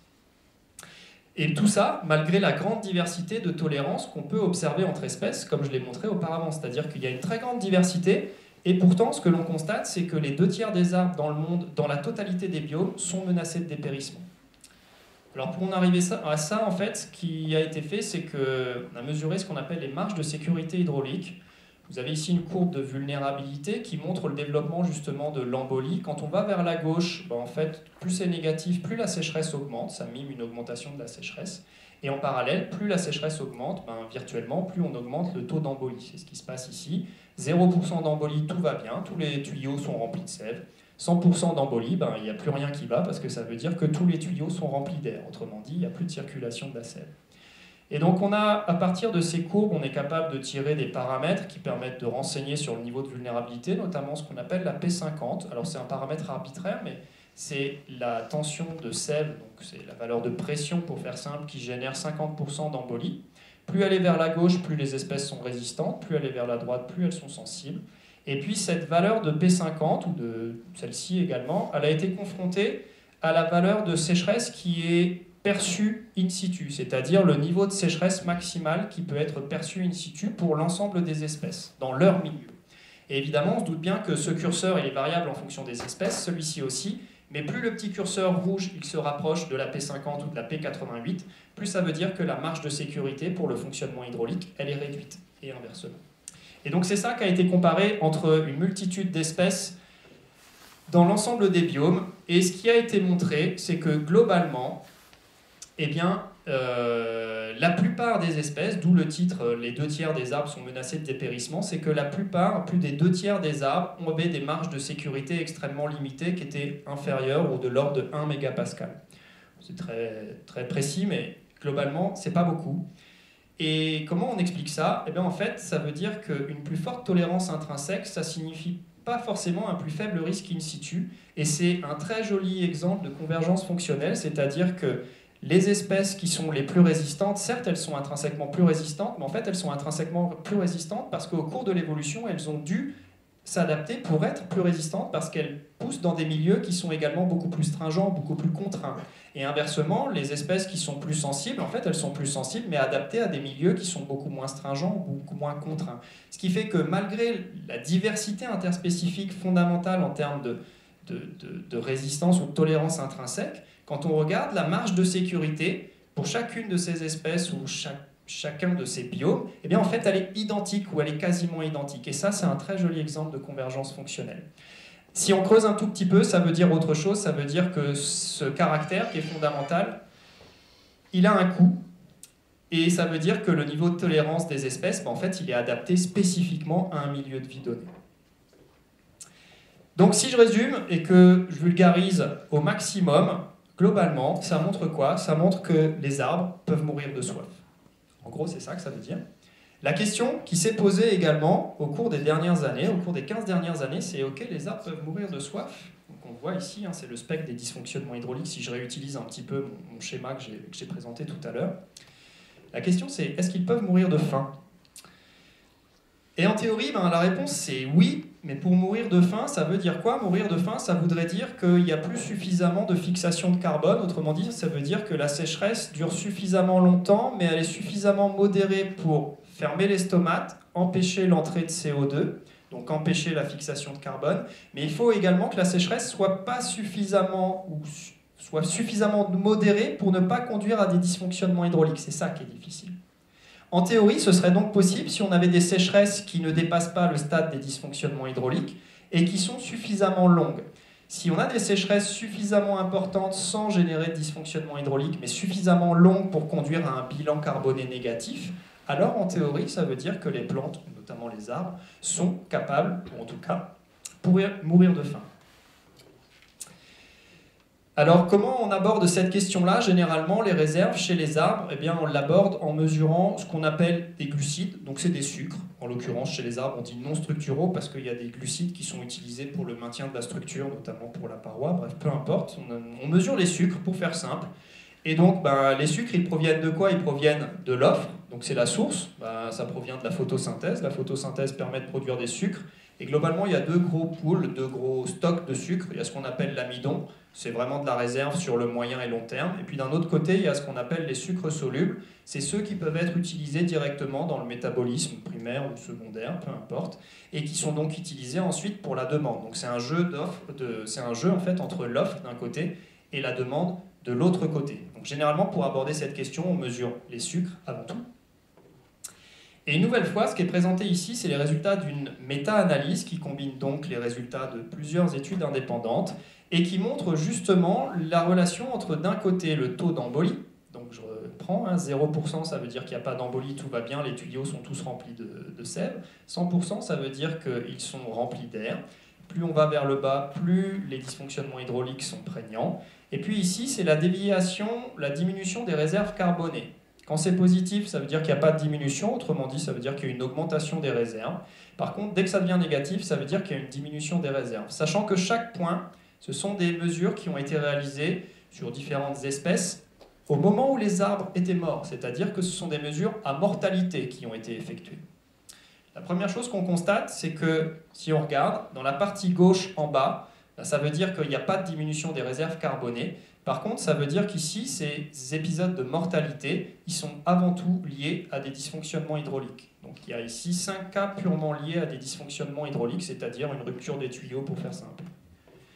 Dans l'autre cas, si on regarde ici, dans le spectre un petit peu de variation, on voit qu'ici, il y a des cas de mortalité où on a à la fois une augmentation du taux d'embolie et en même temps, on a une diminution des réserves carbonées. Ça ne conduit jamais à moins 100%, ça n'existe pas. Et ce n'est pas pour ça qu'on ne peut pas avoir de mortalité, la preuve. Et en l'occurrence, ici, ça illustre donc des cas mixtes, c'est-à-dire qu'on peut avoir mortalité générée par des dysfonctionnements hydrauliques, mais en même temps, on peut avoir également des problèmes de gestion des réserves. Par contre, il y a un truc fondamental, c'est qu'on ne voit rien ici. Il y a 0 cas qui sont purement liés à des dysfonctionnements carbonés, ce qui amène à dire qu'en priorité, la cause de mortalité des arbres, lorsque c'est lié à la sécheresse génère avant tout des problèmes de dysfonctionnement hydraulique qui peuvent impacter indirectement des problèmes de gestion des réserves, mais il n'y a pas de cas démontré purement de mortalité lié à un problème de bilan carboné négatif en réponse à la sécheresse. Voilà, je terminerai simplement par une dernière partie donc pour un petit peu insister sur les enjeux et les défis futurs, c'est-à-dire pour montrer un petit peu ce qui manque encore. Et une nouvelle fois, ça n'a pas vocation à être exhaustif, et c'est avant tout une nouvelle fois axé à la physiologie, puisque je suis avant tout écophysiologiste. La première chose, dans la compréhension de la physiologie, les points très importants ou actuels, qui sont des points de recherche fondamentaux, c'est améliorer les liens, ou en tout cas démontrer les liens de causalité entre les échelles. On sait qu'à l'échelle plante entière, les dysfonctionnements hydrauliques, l'embolie, c'est une cause de mortalité. Par contre, on a du mal à relier ça à ce qui se passe beaucoup plus spécifiquement à une échelle cellulaire. C'est des choses qui commencent à être faites, mais voilà, c'est une idée de comment combiner et comment, je ne trouve pas le mot en français, comment combler le gap entre les deux. Autre chose fondamentale également, c'est améliorer la compréhension de la temporalité des processus. C'est un petit peu ce qu'on voit ici, il y a des choses qui commencent à être faites espèce par espèce, c'est-à-dire être capable de prédire quels sont les processus qui vont être les plus importants, quelle est la temporalité, c'est-à-dire comment ils vont répondre au cours d'une sécheresse, que ce soit une sécheresse modérée ou progressivement une sécheresse qui devient de plus en plus longue et potentiellement létale. Et puis surtout, il y a un truc dont je n'ai pas parlé, mais j'ai essentiellement axé sur la réponse à la sécheresse, c'est déjà beaucoup.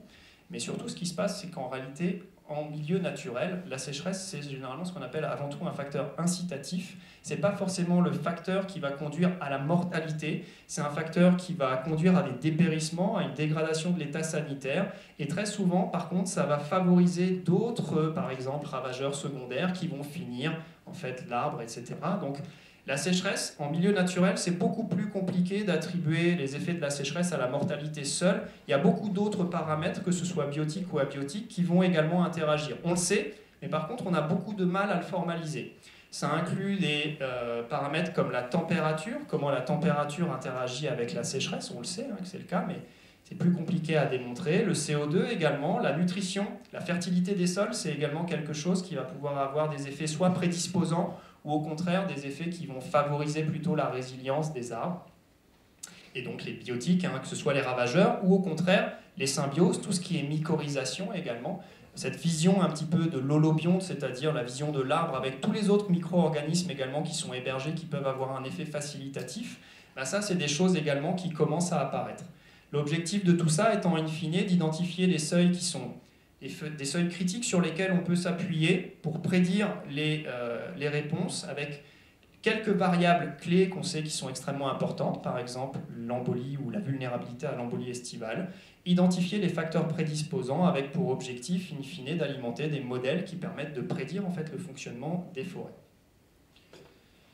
La deuxième chose, c'est mieux comprendre la structuration des populations en lien avec leur environnement. Alors à quoi ça sert d'aller regarder un petit peu la structuration des populations et la diversité génétique qu'on peut avoir, notamment en termes de réponse à la sécheresse?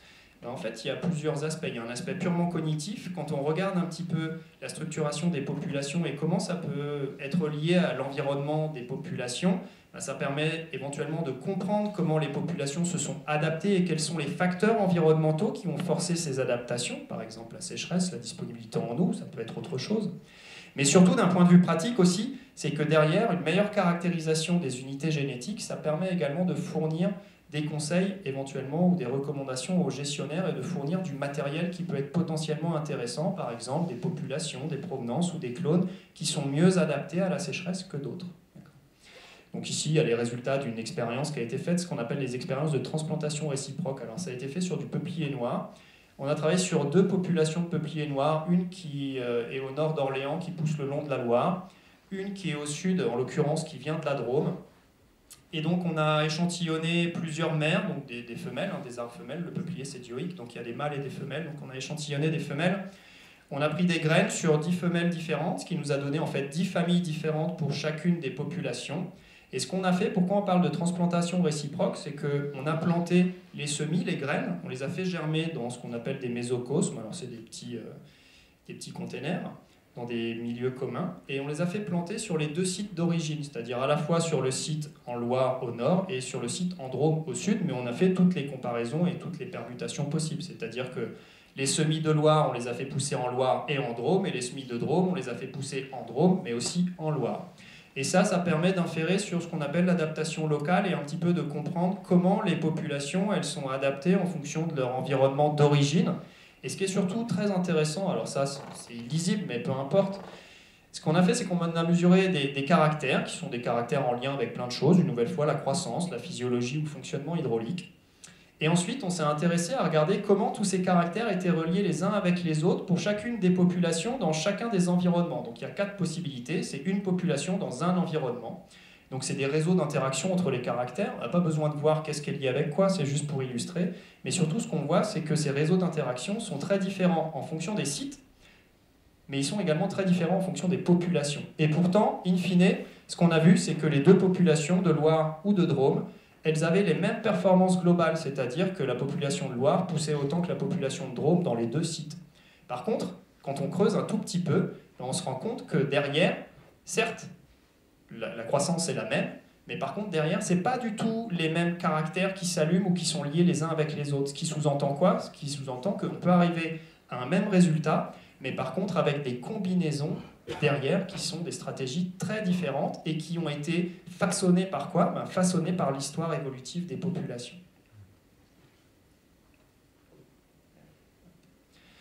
Autre chose fondamentale, c'est identifier les bases génétiques de la tolérance et de la résilience. Alors je ne vais pas rentrer dans le détail et puis je parle beaucoup, donc on va finir un petit peu très rapidement, mais l'idée, c'est de savoir à quoi est liée une meilleure tolérance ou une meilleure résilience à la sécheresse, c'est-à-dire une meilleure capacité de récupération après stress.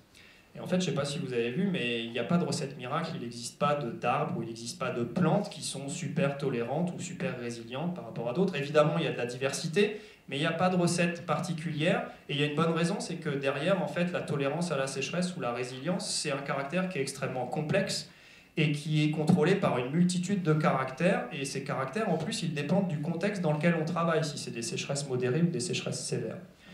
Néanmoins, il y a quand même beaucoup de choses aujourd'hui avec le développement des techniques et des biotechnologies qui facilitent les choses. L'idée, c'est toujours de caractériser d'un côté le fonctionnement, ce qu'on appelle le phénotype, c'est ce qu'on voit, c'est les caractères qui sont mesurés, et d'un autre côté, on va corréler ça avec ce qu'on appelle le génotype, en gros, pour faire simple, c'est la diversité génétique qu'on est capable de lire à l'aide des biotechnologies actuelles. L'idée, in fine, étant d'identifier les régions dans le génome, donc dans l'ADN, pour faire simple, qui sont liées ou qui expliquent pour partie une meilleure tolérance à la sécheresse. Et in fine, on ne fait pas ça uniquement pour trouver ça intéressant, évidemment. L'idée derrière, c'est évidemment plein de perspectives en termes de sélection et d'amélioration génétique pour fournir des variétés qui soient améliorées et qui soient potentiellement plus tolérantes ou plus résilientes à la sécheresse dans le futur. Alors, je terminerai sur ces aspects également. Un autre grand défi, c'est évidemment, j'ai présenté essentiellement des choses qui sont en lien avec les processus éco-physiologiques, donc c'est de la physiologie parce que avant tout c'est ce que je fais et voilà, mais Évidemment, un des grands défis, c'est d'intégrer les échelles de temps et d'espace. Ça fait appel à plein d'autres compétences, à plein d'autres corps de métier, évidemment. Ce n'est pas uniquement des écophysiologistes, mais il y a beaucoup de choses maintenant qui sont faites, notamment en lien avec la détection des dépérissements forestiers en utilisant les images satellitaires. Et tout l'enjeu, c'est également de faire du lien, ou en tout cas de faire du sens par rapport à ce qu'on voit avec les détections, à une échelle très très large, et par rapport aux processus physiologiques qui sont en jeu, par contre, sur le terrain, à une échelle beaucoup plus locale. Voilà, je terminerai simplement là-dessus. Alors ça, c'est un peu compliqué, mais bref, peu importe. Pour dire que tout ça, in fine, on le fait pour également développer des outils.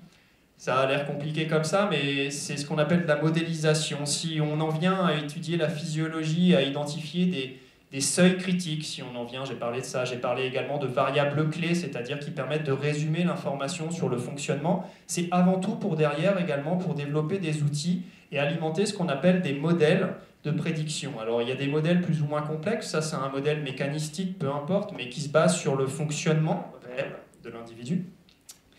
Et puis il y a d'autres modèles également qui sont encore beaucoup plus appliqués, et ça je l'ai fait exprès aussi parce que c'est quelque chose, si vous ne connaissez pas, vous pourrez aller jeter un coup d'œil. C'est un exemple parmi d'autres, il y a plein d'autres exemples, mais en l'occurrence c'est disponible pour le grand public. C'est un site qui s'appelle Climessence, qui a été développé par le RMT à Force, avec tout un tas de partenaires.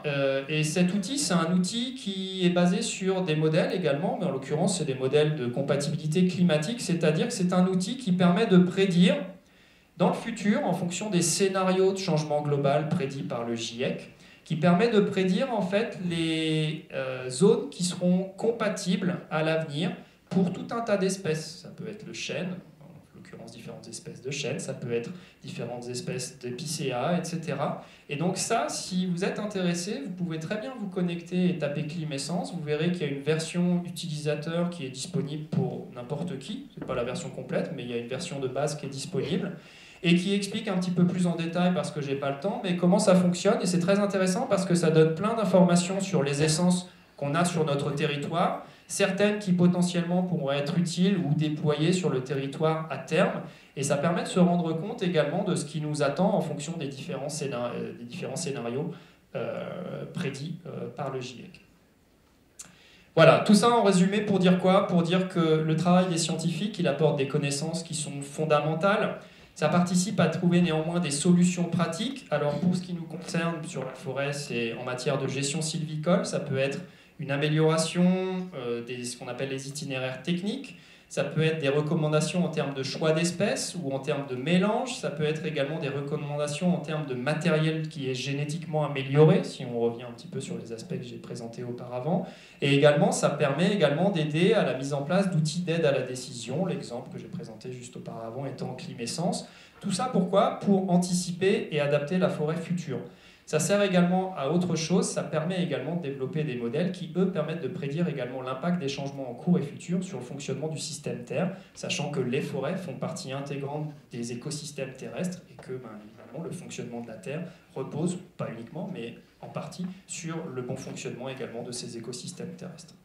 J'avais prévu de présenter un petit focus sur l'équipe, mais je vois qu'il est déjà 19h44, donc je pense qu'on va s'arrêter là. Je parle beaucoup. Néanmoins, il sera disponible sur la présentation. C'est juste un petit, pour expliquer un petit peu l'équipe. Donc on est 4 équipes. Moi j'appartiens à l'équipe Arche, Arbre et Réponse aux contraintes hydriques et environnementales. Et surtout, avant de vous quitter ou avant les questions, c'est que j'ai mis un petit peu comment on était organisé. Donc dans l'équipe, on a un animateur et puis ensuite il y a 3 grands axes. Moi je m'occupe de l'axe écophysiologie en l'occurrence. Et puis surtout, j'ai mis à chaque fois 3 exemples de projets récents qui ont été financés, un projet régional que je coordonnais, qui est terminé. Mais néanmoins, à chaque fois, j'ai mis également des ressources qui sont des ressources globalement pédagogiques. Il y a des liens vers des webcasts ou des vidéos, ou également des expositions panneaux. Ça, c'est pour celui-ci. Il y a un autre projet en cours qui est un gros projet région, c'est l'ARD qui est d'ici Comores. Pareil, il y a plein d'articles, ou alors il y a des podcasts également très récents sur France Inter, notamment sur les aspects de télédétection et de cartographie des dépérissements en région Centre-Val-de-Loire. Donc c'est vraiment chez nous, c'est quelque chose en local. Et puis un petit peu plus fondamental, on travaille également avec un autre collègue sur des aspects beaucoup plus fondamentaux sur le rôle de l'épigénétique. Je ne sais pas s'il y a des choses qui parlent à certains. S'il y a des questions, on pourrait y revenir là-dessus. Mais c'est pareil, il y a plein de ressources également, notamment des articles dans Sciences et Vie, etc., qui reprennent un petit peu les travaux qu'on peut faire sur ces aspects-là. Voilà, je vous remercie. Et puis, si vous avez des questions, j'y répondrai. En tout cas, j'essaierai d'y répondre.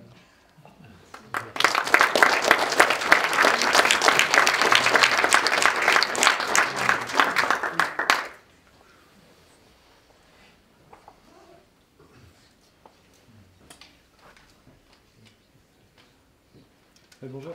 Je me demandais par rapport à l'augmentation du taux de CO2 dans l'atmosphère, est-ce que ça provoque une augmentation mondiale de la biomasse végétale et comment ça joue par rapport à l'augmentation des températures?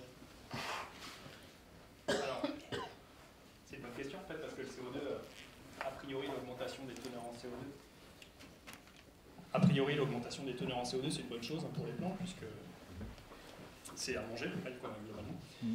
Je ne connais pas les chiffres en tête, mais globalement, ce que l'on voit de plus en plus, c'est que ça ne suffit pas, et on voit notamment chez nous, uniquement forestiers, hein, parce que c'est avant tout là-dessus qu'on travaille.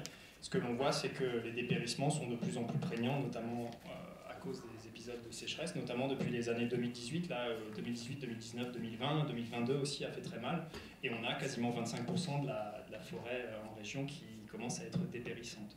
Donc l'augmentation des teneurs en CO2, non, c'est pas magique, et du coup, c'est largement contrebalancé par d'autres effets pernicieux du changement global. Est-ce que les embolies d'été disparaissent quand il se met à bien pleuvoir après une sécheresse? Alors en fait, j'ai dit que c'était irréversible, c'est pas tout à fait vrai. Alors c'est très largement discuté dans la communauté. Il y a deux façons de contrebalancer la chose. La première, c'est de produire un nouveau cerne l'année d'après. C'est-à-dire qu'il peut y avoir de l'embolie pendant l'été. Les éléments conducteurs, les tuyaux, ils se retrouvent remplis d'air, ils sont embolisés. Une façon possible pour la plante, si elle a suffisamment de réserve, ça va être possible pendant quelques années, mais si ça continue, après, ça sera plus possible, c'est de produire un nouveau cerne l'année d'après. Le nouveau cerne l'année d'après, au printemps, en fait, il sera fait de tuyaux qui, eux, seront fonctionnels, qui assureront la conduction. En fait, c'est ce qui se passe indirectement chez les espèces comme les chênes, ou etc. Mais ce n'est pas lié à l'embolie estivale, parce qu'il y a aussi de l'embolie hivernale qui a lieu pendant l'hiver chez certaines espèces, notamment celles qui ont des gros tuyaux. C'est le cas des chênes. Et chez ces espèces, chez les chênes, en fait, c'est que le dernier cerne quasiment qui est conducteur à chaque fois. Donc pendant l'hiver, les gros vaisseaux ils sont désaturés et ils vont produire un nouveau cerne en tout début de saison de végétation l'année d'après. C'est ce nouveau cerne qui sera responsable de la conduction. Donc, pour répondre à la question, c'est indirectement possible de contrebalancer le phénomène en produisant des nouveaux tuyaux. Pour ce qui est de la question, est-ce que des tuyaux déjà embolisés peuvent être réparés? Là, c'est beaucoup plus compliqué et largement discuté dans la communauté scientifique.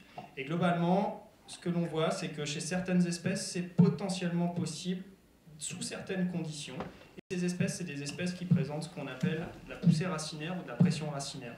C'est des choses qui existent chez la vigne, par exemple, c'est des choses qui existent chez le marronnier ou des trucs comme ça, chez d'autres espèces un peu exotiques aussi.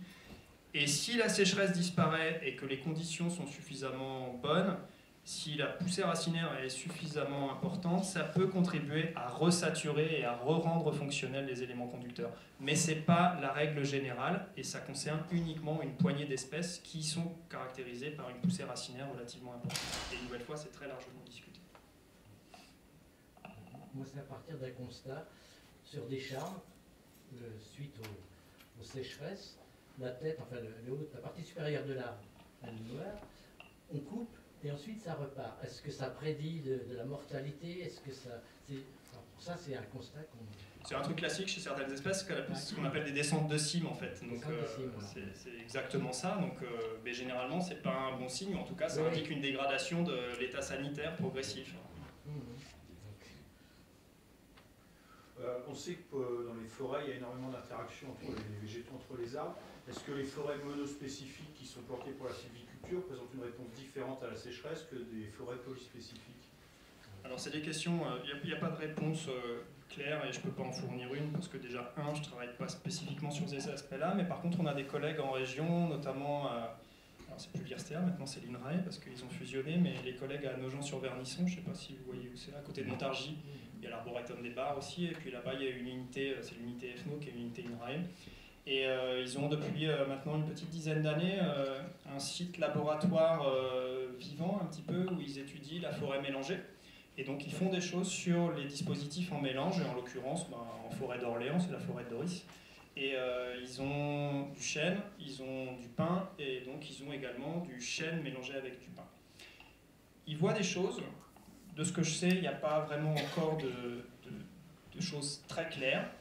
Ce qu'on suppose, mais c'est des choses qui sont supposées, mais une nouvelle fois, ça demande beaucoup de recul sur un certain temps également. C'est le problème quand le problème, c'est une des clés quand on travaille sur la forêt, c'est que ça prend du temps d'acquérir des données et d'être sûr de ce que l'on voit également. C'est un temps long. On suppose évidemment que lorsque l'on a des mélanges, ça peut favoriser la résilience par rapport à des peuplements qui sont monospécifiques, parce que ça conduit à ce qu'on appelle la complémentarité de niche un petit peu. Mais néanmoins, il y a dans la littérature, le peu qui a été fait, des fois il y a des résultats qui sont un peu contraires. Donc c'est pas si simple que ça, et ça dépend probablement également des compositions, des mélanges et des espèces qui sont associées.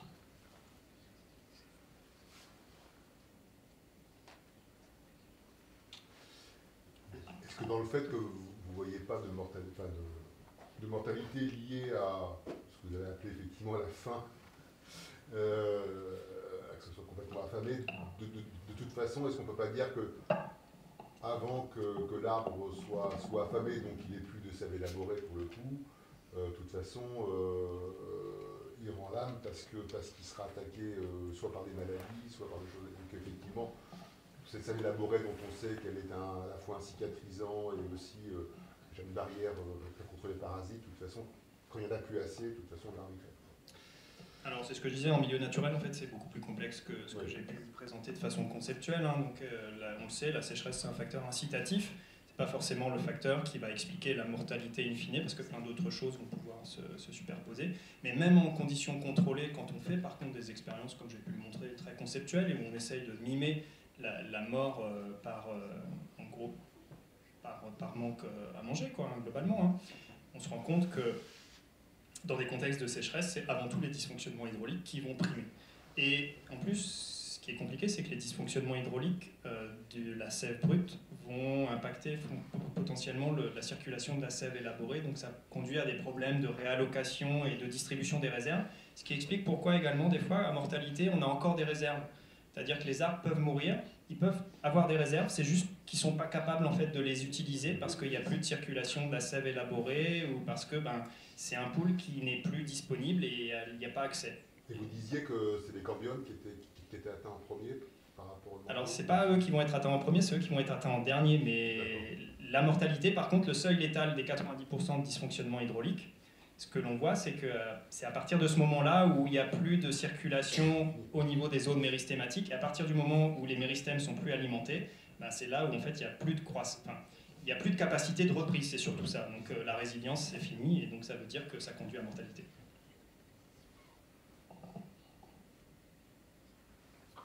Ouais, je me demandais, on entend souvent l'ONF qui réfléchit à planter des espèces qui viennent plutôt du sud, qui résistent davantage à la sécheresse. Mais est-ce qu'ils pensent aussi à amener de l'eau dans les forêts, comme on fait en agriculture par exemple? Alors, je ne peux pas vraiment répondre dans le sens où j'en ai jamais entendu parler, donc j'aurais tendance à dire non. Et je pense que ce n'est pas du tout à l'ordre du jour, et c'est quelque chose qui fait très largement débat, et je pense que c'est juste pas possible.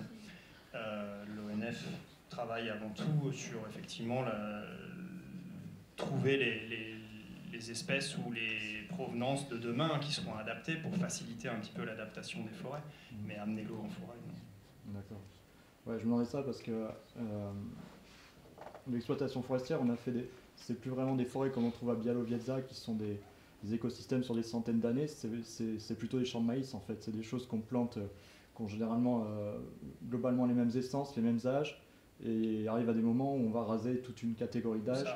Et on replante. Donc c'est plus de l'agriculture en fait. On n'est plus vraiment. Non, parce que la forêt, c'est pas que de la forêt plantée.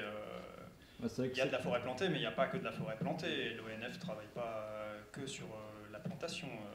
L'essentiel des forêts qui sont gérées, la forêt plantée, ça représente, je ne sais plus, j'ai plus les chiffres en tête, mais ça ne représente pas l'essentiel du paysage forestier français.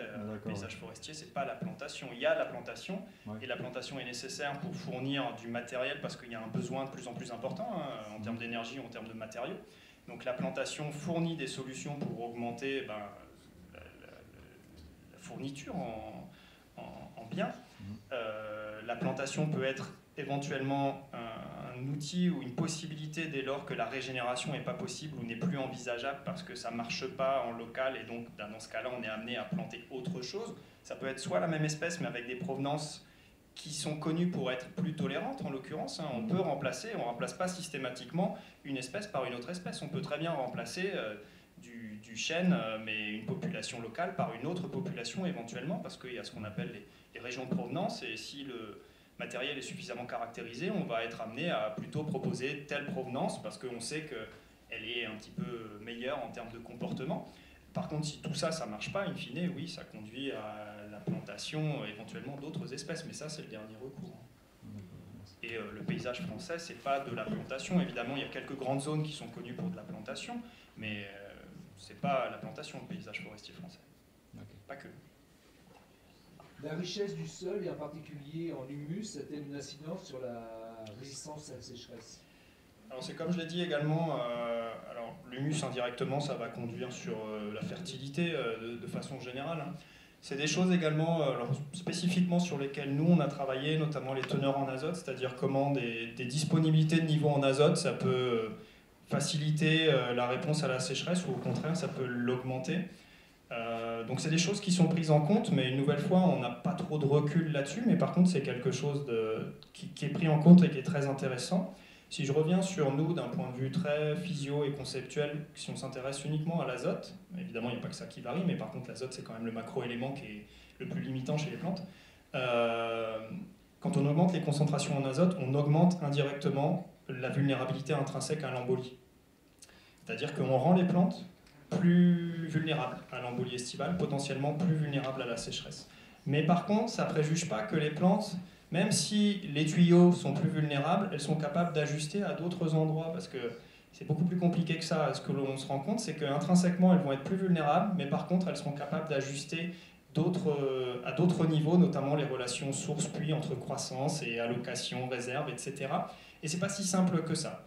Donc c'est une très bonne question. La réponse, on sait que ça va influencer les trajectoires. Dans quel sens ? Pour l'instant, on est incapable de savoir exactement. Et une nouvelle fois, ça dépend de plein d'autres choses, parce que moi, je travaille sur l'azote, par exemple, mais il n'y a pas que l'azote. Il peut y avoir plein d'autres choses qui vont conditionner également les trajectoires. Mais on sait que ça peut avoir des rôles prédisposants ou au contraire des rôles plutôt améliorants, si on dit comme ça. Non, parce qu'en fait, à l'heure actuelle, on est en train de supprimer toute la biomasse en forêt. Et je pense que ça aura une incidence sur la résistance future. Oui. C'est à la mode de tout pour faire de la biomasse, on supprime toutes les branches et tout, et on laisse rien pour régénérer l'humus. Alors ça dépend, une nouvelle fois, c'est pas tout blanc ou tout noir, ça dépend où vous faites allusion à ça, je ne sais pas exactement. C'est pas le cas partout en France non plus, tout n'est pas géré comme ça. Après, il y a également pas mal de coupes, mais il y a des coupes, des fois, où on a l'impression que c'est des coupes, mais c'est des coupes qui sont sanitaires, c'est-à-dire que c'est lié aussi également au fait que la sécheresse conduit à des dépérissements ou de la mortalité, et puis les arbres, on est obligé de les abattre et de les couper, et c'est pas qu'on a décidé de les couper à ce moment-là, mais c'est juste qu'on est obligé également parce que c'est la dégradation sanitaire qui conduit à des coupes rases à certains endroits, mais qui sont liées à la dégradation de l'état sanitaire avant tout. Vous parliez d'épigénétique, donc est-ce qu'on a des informations là-dessus? Est-ce qu'il y a des modifications génétiques? Est-ce qu'elles sont transmissibles aux descendants? Alors du coup, l'épigénétique, pour ceux qui éventuellement en auraient jamais entendu parler, l'épigénétique, ça fait référence à tous les mécanismes qui sont en lien avec la transmission de façon héréditaire, en l'occurrence de cellule à cellule, soit par mitose ou alors également à des descendants au travers de la méiose. Et donc c'est la transmission de l'information héréditaire, mais qui n'est pas directement liée à la séquence d'ADN. Donc très longtemps on a eu ce paradigme, ce qui est transmis c'est la séquence d'ADN, et c'est ça qui va définir les générations suivantes. En réalité, au cours des 30 dernières années, on s'est rendu compte que évidemment la séquence d'ADN c'est ça qui est transmis, mais c'est transmis avec plein d'autres choses, parce que en fait, dans les cellules, l'information de support génétique c'est l'ADN, mais avec d'autres protéines, en l'occurrence qu'on appelle des histones. Et donc il y a plein d'autres choses autres que la séquence qui sont transmises, qui sont plus ou moins labiles, donc plus ou moins qui peuvent être éliminés plus ou moins facilement, mais qui peuvent être transmissibles et qui participent à l'expression des gènes, mais qui ne sont pas directement liés à la séquence. Donc ça inclut notamment la méthylation de l'ADN. On travaille sur la méthylation de l'ADN, en l'occurrence c'est un collègue et c'est le responsable, c'est Stéphane Maury, qui est le responsable de l'équipe également, qui travaille spécifiquement sur ces aspects-là, mais moi je travaille avec lui pour les aspects écophysio. Et on s'intéresse au rôle de l'épigénétique, notamment dans tout ce qui est plasticité phénotypique, c'est-à-dire la capacité d'ajustement en réponse à l'environnement, mais également dans l'adaptation des arbres. Et donc oui, on voit plein de choses qui sont très intéressantes. On travaille spécifiquement sur la méthylation de l'ADN. Et donc, si on revient un petit peu, on pourrait voir, on n'a pas trop forcément le temps de détailler, mais c'est quelque chose qui a été étudié dans le cadre d'un projet ANR, donc financé par l'ANR, c'était le projet Epitri, donc c'est Stéphane Maury qui coordonnait ce projet-là, où l'objectif c'était d'évaluer l'impact à la fois fonctionnel, mais également évolutif, chez deux espèces, le chêne et le peuplier, de la méthylation de l'ADN, et dans quelle mesure la méthylation de l'ADN, c'est un marqueur qu'on peut utiliser au même titre également que la séquence d'ADN ou la diversité des marques de l'ADN, mais ici en l'occurrence des marques épigénétiques. Donc oui, il y a plein de choses qui commencent à sortir. Si vous êtes intéressé, vous pourrez regarder un petit peu également toutes les ressources qui sont là. Et on commence, là on est en train de déposer, le dépôt c'est demain, mais Stéphane c'est également le coordinateur d'un autre projet qu'on est en train de déposer sur le rôle de la mycorhisation et dans quelle mesure l'épigénétique contrôle pour partie le dialogue moléculaire et l'établissement de la mycorhisation, c'est-à-dire entre le partenaire champignon avec les racines des hôtes. Donc on espère également que c'est quelque chose qui va passer parce que ça permet de travailler à la fois sur des fronts de sciences comme l'épigénétique et puis également sur cette vision un petit peu plus intégrative qu'est l'holobionte, c'est-à-dire la vision de l'arbre avec tous les symbiontes possibles, en l'occurrence ici en lien avec la mycorhisation. Moi j'avais deux questions. La première concerne la marge de sécurité hydraulique. J'ai cru voir sur une de vos diapositives qu'elle paraissait proche entre les angiospermes et les gymnospermes. Et j'avoue que ça m'a surpris. Je pensais que les conifères seraient plus résistants. En fait, c'est là où, justement, il faut faire attention de ne pas confondre résistance intrinsèque et marge de sécurité. C'est toute la différence. C'est qu'il y a un spectre, si je reviens juste un peu en arrière, là, il y a un spectre gigantesque en termes de diversité. Ça inclut des angiospermes et des gymnospermes qui sont ici. Généralement, les gymnospermes, intrinsèquement, sont plus résistants à l'embolie estivale, donc plus résistants à la sécheresse.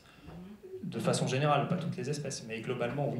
Par contre, si on replace ça dans un contexte naturel et qu'on relie les préférences, le niveau de vulnérabilité aux préférences écologiques, ça revient en fait à regarder un petit peu cette marge de sécurité, c'est-à-dire que ça représente la vulnérabilité intrinsèque, c'est propre à l'espèce.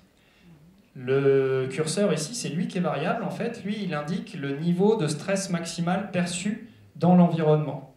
Et donc, quand on voit que les marges de sécurité, elles sont comparables entre angiospermes et gymnospermes, ça veut simplement dire que malgré le fait qu'il y ait un spectre de diversité très important et que potentiellement les gymnospermes sont intrinsèquement plus tolérants, ça n'empêche pas qu'ils vivent dans des milieux qui sont généralement également plus stringents. Ce qui fait que en fait, la marge de sécurité est la même comparée à d'autres espèces qui intrinsèquement sont beaucoup plus vulnérables, mais qui vont avoir des marges de sécurité qui sont, somme toute, assez similaires également. Ok. Je peux vous poser ma deuxième question? Oui, bien sûr. Ça concerne la Commission européenne qui essaie aujourd'hui de nous faire croire que les nouveaux OGM demain seront résistants à la sécheresse ou bien résistants aux inondations. J'aimerais votre point de vue et qu'est-ce qui fait qu'est-ce qui fait que... Enfin, je ne sais pas, quelle réponse vous apportez à ce débat?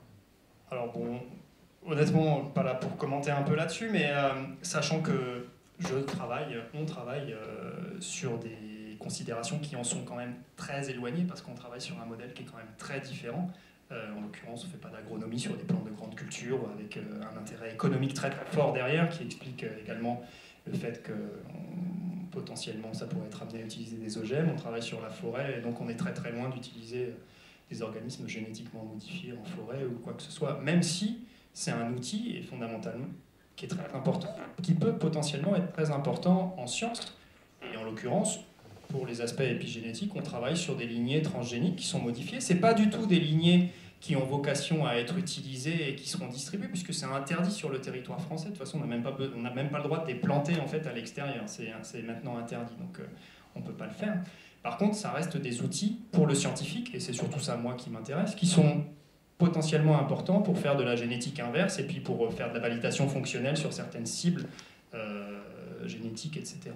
Maintenant, sur le fait qu'on utilise des OGM en France ou pas, je ne suis pas assez au fait, honnêtement, de la législation, donc je ne peux même pas en parler. Pour ce qui est de la communauté forestière, je sais que ça ne me concerne pas du tout, quoi. Est-ce que dans les forêts où il y a un système mycélaire bien développé peut rendre les arbres plus résilients? Et la deuxième question, pourquoi est-ce que vous avez pris peuplier noir comme matériel d'étude? Alors pour ce qui est du microbiote, du coup, parce que c'est de ça qu'on parle, et des champignons, c'est rigolo parce qu'on est en train de déposer ce projet, là, la date limite c'est demain. Et chez les arbres, si on parle de mycorhisation, l'essentiel chez les arbres c'est des ectomycorhizes, donc c'est des champignons c'est l'essentiel des champignons qu'on connaît en réalité, hein, et qu'on ramasse en réalité derrière, c'est des champignons qui sont associés avec les racines de nos arbres, donc c'est des ectomycorhizes. Et très souvent, quand on regarde et quand on regarde un peu dans la littérature, c'est qu'il y a une espèce d'amalgame qui est fait, c'est-à-dire qu'on prend pour acquis le fait qu'on sait qu'il y a du transfert entre le champignon, c'est une association symbiotique, donc c'est un bénéfice réciproque, hein. Le champignon, il récupère des molécules organiques produites par l'arbre, et puis l'arbre, lui, il récupère des éléments minéraux, notamment azote et phosphore, mais pas que, qui sont rendus possibles grâce à l'activité du champignon, et puis l'augmentation également du volume de prospection. On sait que ça fonctionne et on sait qu'en conditions optimales, ça améliore le fonctionnement ou la nutrition. Par contre, dès lors qu'on regarde un petit peu si c'est des choses qui sont favorables en conditions stringentes, notamment en conditions de sécheresse, il n'y a quasiment rien dans la littérature, encore moins sur les ectomycorhizes. Sur les endomycorhizes, il y a des choses, sur les ectomycorhizes, il n'y a pas grand-chose. Et le peu de choses qu'il y a, en fait, c'est très parcellaire et surtout très variable en fonction des espèces et des associations. Donc là, pour le coup, le projet qu'on est en train de déposer, c'est sur du peuplier et un autre champignon, l'acaria, avec des collègues d'anciens INRAE qui sont spécialisés sur tout ce qui est mycorhisation. On a fait la transition avec le peuplier. Pourquoi le peuplier noir? En fait, on travaille sur le peuplier de façon générale, pas que, mais c'est le modèle biologique qu'on utilise beaucoup au laboratoire pour plein de raisons, que ce soit des raisons cognitives ou des raisons pratiques. Les raisons pratiques, c'est que l'essentiel des peupliers se bouturent relativement bien et donc on est capable de les cloner, ce qui veut donc dire que quand on fait des études de génétique, c'est très pratique, parce qu'on peut avoir l'évaluation réellement, une évaluation assez précise sur l'unité génétique qu'est le clone, donc l'individu. Ça pousse vite, c'est pratique aussi, on est capable de faire pousser ça en serre. Et puis d'un point de vue cognitif, c'est le premier arbre qui a eu son génome séquencé également. Donc avant le peuplier, il y a eu deux autres espèces végétales qui ont eu leur génome séquencé. En l'occurrence, c'était le riz et Arabidopsis thaliana, donc c'est l'arabette des champs. Donc c'est globalement l'organisme modèle pour l'étude des plantes herbacées. Et puis très vite, au début des années 2000, en fait, c'est le peuplier qui a remporté la coupe et qui a été utilisé pour le premier génome séquencé chez les arbres, pour plein d'autres raisons aussi. Et notamment, on avait besoin d'un modèle qui faisait par exemple du bois, notamment parce qu'on ne peut pas inférer sur des processus en lien avec le temps long ou la formation du bois chez d'autres espèces herbacées, puisque par définition, elles n'en font pas, même si c'est plus compliqué que ça en vrai. Et puis surtout, c'était parmi les candidats, un des candidats d'un point de vue pratique qui avait le génome le plus petit. Et donc en termes de séquençage, à cette période-là, ça arrangeait bien, et du coup, on a été capable de le séquencer plus facilement que par exemple si on avait pris un conifère où des fois les génomes sont bien plus de taille bien plus importante. Donc il y a plein de raisons pratiques. Et puis ensuite, chez nous également, le peuplier en France, c'est une espèce qui est très utilisée pour le coup en plantation, mais c'est le deuxième ou la troisième essence de feuillus récoltée en termes de volume en France. Donc il y a un poids dans la filière qui est relativement important, même si c'est de la plantation. Et puis le peuplier noir, c'est une des espèces endémiques qu'on a en France, pas que, c'est une espèce européenne, mais qu'on retrouve notamment le long des forêts ligériennes, donc le long des cours d'eau, et qui est emblématique en fait de nos régions, et notamment de la région Centre-Val de Loire.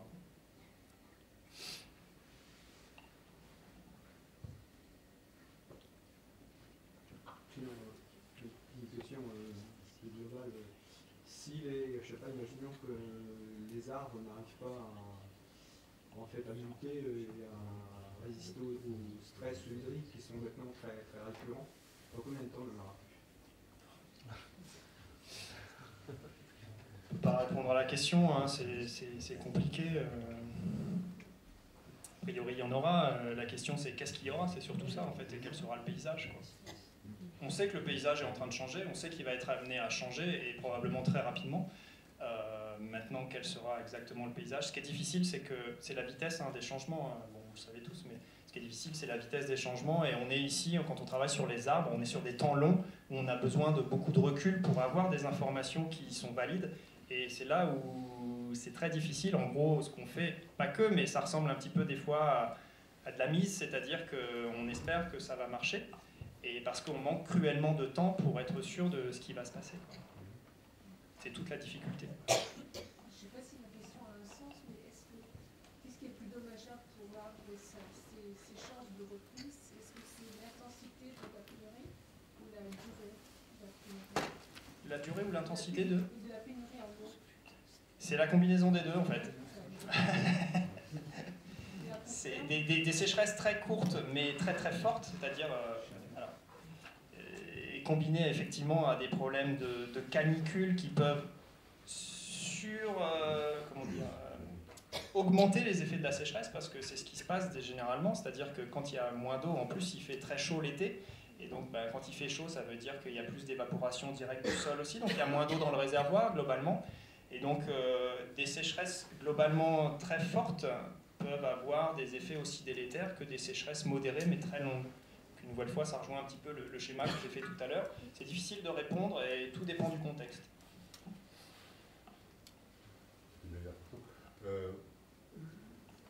C'est un petit peu en lien avec ça. Est-ce qu'effectivement, vous l'avez dit, le temps presse? Est-ce que une des pistes intéressantes qu'on a un peu évoquées, c'est la réversibilité à l'embolie, sachant que globalement, aujourd'hui, sur les modèles, on sait qu'on a à peu près les mêmes quantités d'eau qui tombent, mais pas au même moment. En fait, on est toujours à 700 000 bêtes, etc. Est-ce que cette question, effectivement, de la réversibilité à l'embolie, il y a sûrement d'autres solutions, mais est-ce que c'est pas une piste un peu prioritaire aujourd'hui pour la sauvegarde de la végétation? Non, pour la simple et unique raison où je disais la réversibilité, en fait, elle est quasiment inexistante, c'est-à-dire que la réversibilité propre, si on considère que la réversibilité c'est passer d'un tuyau qui... Des essences type le chêne qui effectivement refont le chêne, non. Ah oui, mais du coup c'est pas de la réversibilité, c'est ça. La réversibilité propre, c'est resaturer un tuyau globalement qui a été... On n'est pas sur la propre, on est sur la capacité de se régénérer. Ouais. Et du coup, ça par contre, ça a un coût. Donc en fait, ça marche. Ça peut marcher 1 an, ça peut marcher 2 ans.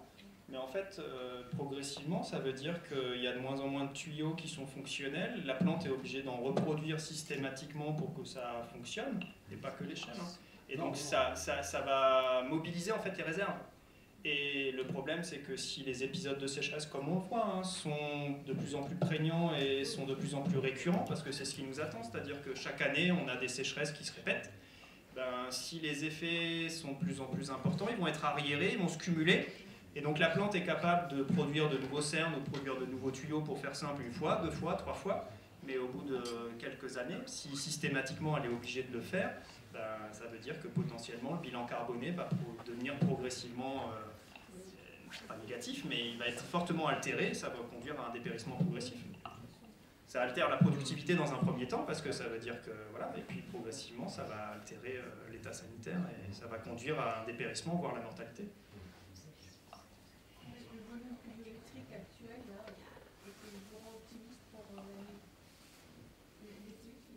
De cette année, vous voulez dire? C'est difficile de prédire aussi. Globalement, aujourd'hui, c'est vrai que c'était pas la meilleure journée pour parler de sécheresse, mais on ne peut pas savoir. A priori, le bilan est moins mauvais que les années précédentes, probablement, même si je n'ai pas regardé, je ne connais pas les chiffres en tête, mais je suppose que l'état des nappes ou des réserves, même si c'était encore un petit peu alarmant il n'y a pas longtemps, je ne sais pas exactement où c'en est. Mais sont remplies, sauf qu'ici, elles se vident aussi rapidement. Ouais, voilà, c'est tout le problème, c'est que des fois ça se remplit vite, mais ça se perd vite aussi, alors qu'aux endroits où ça se remplit lentement, les réserves sont plus importantes. Difficile de prédire. A priori, pour l'instant, oui, on est revenu à un bilan qui est plutôt positif, mais on ne sait pas à quoi s'attendre non plus.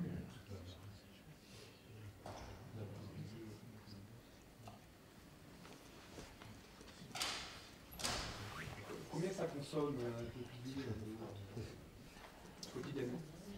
Alors, quotidiennement, je ne pourrais pas répondre comme ça parce que ça va dépendre de la taille en fait. Donc, mais un chêne, par exemple, ça peut consommer plusieurs centaines de litres par jour, un chêne adulte.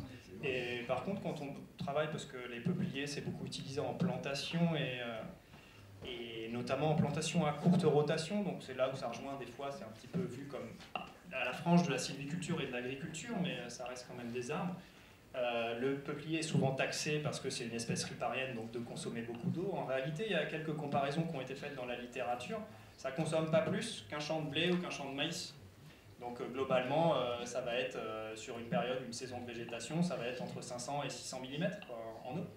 Mais c'est pas plus qu'un champ de maïs ou un champ de blé. Ça ne veut pas dire que c'est bien, ça ne veut pas dire que ça ne consomme pas, mais voilà, globalement c'est ça. Après, à l'échelle journalière, ça dépend de la taille, mais globalement, ce qu'on dit, c'est qu'un chêne mature, ça peut consommer plusieurs centaines de litres par jour.